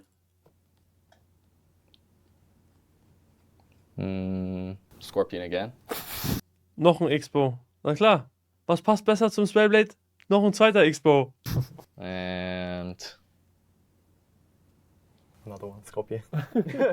maybe Gladiator. Yeah. Ah, und noch ein Gladiator, Leute. Genau. Und der Heiler muss halt, keine Ahnung, 80 Tonner stemmen, Digga. Erstmal 2 Expos, ne, Siren, viel Spaß. Siren, du heilst jetzt 2 Expos, ein Spellblade, ein Gladiator und dann gibt's noch einen Tank. Am besten der Tank spielt auch noch Bruiser. ohne Devo. We don't know. I like the idea, when I PvP, I really like the idea of like Just go. kill squad, just being like, Ja, just, Kill Squad mit Spellblade im Team. Bro, ich kann das nicht mehr, Bro. Das ist so heuchlerisch. Das ist so heuchlerisch. Keiner von den hier vor uns Sitzenden hat jemals PvP gespielt. Keiner von denen hat irgendwie Ahnung von PvP. Das ist so heuchlerisch, Bro. Die haben gar keine Ahnung, wie das Spiel funktioniert. Bro, was sind das für Antworten? just jump on somebody, murder them, move on. I think it's so satisfying. It's really hard to counter burst damage, in almost any PvP games. It's just like the more you can burst somebody down, they're kind of screwed. So the healer getting useless. Oh, the healer's good. They shield you and then you go in and you do your thing. No, on the other side. Weißt du, Siren, du schildest einfach 4 DPS und ein Tank und dann gehen die alle rein. Niemand stirbt dabei. Weißt du, easy, easy, easy. Oh, yeah, exactly. Well, you killed the healer first. Yeah, so you just have to kill. Not when you have wolves. 5 healers in the party. Yeah, okay. Yeah, so you can't get kills or get killed. That's fine. Yeah. We'll get a set of class names for Orb, right? We will, yes. And I haven't memorized them, so don't ask me. But we will reveal them. We're gonna, over the next few weeks, we will be just giving more information about stuff. Of course, sharing visuals. People can start also seeing what the orb skills look like, seeing housing, battlegrounds. So we'll start sharing both more info on how things will work and also sharing more visualizations that people can really start getting excited about, wrapping their head around. So orb names will definitely be part of that. So each combination will get its own orb name. Yeah. And all the content will drop on the same day, right? Or is that like? All of the content will be available on September 18th. So all of these major features that we've talked about will be available on September 18th. There's an exception for Dimensional Trials just because, as I mentioned, it's Einmal das und Allianz kommt auch am 3. September. September. Will be there right away. But or Battlegrounds, housing, all of that will be available right away on September 18th, both on the new servers that people can use and on the existing servers. Okay, so I think we're reaching the point of wrapping up now. Maybe just last impressions. How do you think this conversation went? Yeah, it's good. Good new information, especially like tier 3. I wasn't expecting that. That's kind of crazy and also really cool. Yeah, but I'm really looking for the Battlegrounds. I don't know. I'm not sure that this is something that I was wishing for so long, and now it's finally coming. That's great. It's great. Cool. There you go. Yeah, it was good to have this discussion. Thank you for inviting us here. And I'm very excited for the new weapon, see what combos we can create. Yeah, big on orb. All right. What about you? This is very Bitte sag Housing. exciting. It's really big update. Got more than what I expected. Okay. And I can't wait to play it. Yeah. All right. Cool. Keiner von euch sagt Housing. Okay, das kann nicht scripted sein. Ist doch nicht scripted, Leute. Okay, ja, gut. Ich habe jetzt hier mal ein paar Notizen gemacht. Ich muss das ein bisschen hübsch machen. Ich denke, ich werde dazu nochmal ein Zusammenfassungsvideo machen, um das Ganze nochmal alles zusammenzufassen, um auf den Punkt zu bringen. Ein kurzes Video, aber das ist soweit erstmal die Reaction auf diesen langen Schinken. Ist heftig, was da angekündigt wurde. Ist tatsächlich auch, wie Welps sagt, mehr als ich selber erwartet habe. Also vor allem das Thema mit T3-Gear hat mich schon sehr überrascht, ohne dass eine neue Map-Erweiterung kommt, sondern dass alter Content quasi refreshed wird, erweckt wird und dann halt dort dann plötzlich der Stuff droppen soll. 2 neue Koop-Dungeons. Ich hoffe, es sind 4 Sterne Koop-Dungeons und ansonsten Battlegrounds. Ich sehe gerade schwarz für Battlegrounds, to be honest, nachdem ich das alles jetzt hier gelesen habe. Da muss halt unbedingt möglichst schnell, die müssen schnell erkennen, dass das so nicht funktionieren wird. Die müssen schnell erkennen, dass da diese Anpassungen umgesetzt werden müssen. Sowas wie, dass das Spiel vorher beginnt, auch wenn sie nicht 24 gegen 24 sind. Und dass Leute nachjoinen können, wenn sie mal DCen sollten oder wenn sie halt mal rausquitten. Gib denen meinetwegen eine Sperre. Ne, gib denen meinetwegen eine Sperre, kann auch eine Stunde sein, mir scheißegal, aber da müssen halt die Leute, Digga, du kannst doch nicht 47 Leute bestrafen, weil eine Person halt mental geht oder halt einen unlucky Tag hat und einen DC hat. Geht halt nicht. Schreibt gerne unten in die Kommentare, was ihr davon haltet, Leute, und wenn ihr mehr von solchen Videos sehen wollt, lasst gerne ein Like da, lasst gerne ein Follow da für den Support, Leute, Support ist kein Mord, und ansonsten sehen wir uns im nächsten Video oder im nächsten Stream auf twitch.tv/Wakayashi oder auf twitch.tv/WakayashiXP für den Zweitkanal, Leute. In diesem Sinne, viel Spaß weiterhin in Throne Liberty, bis dann.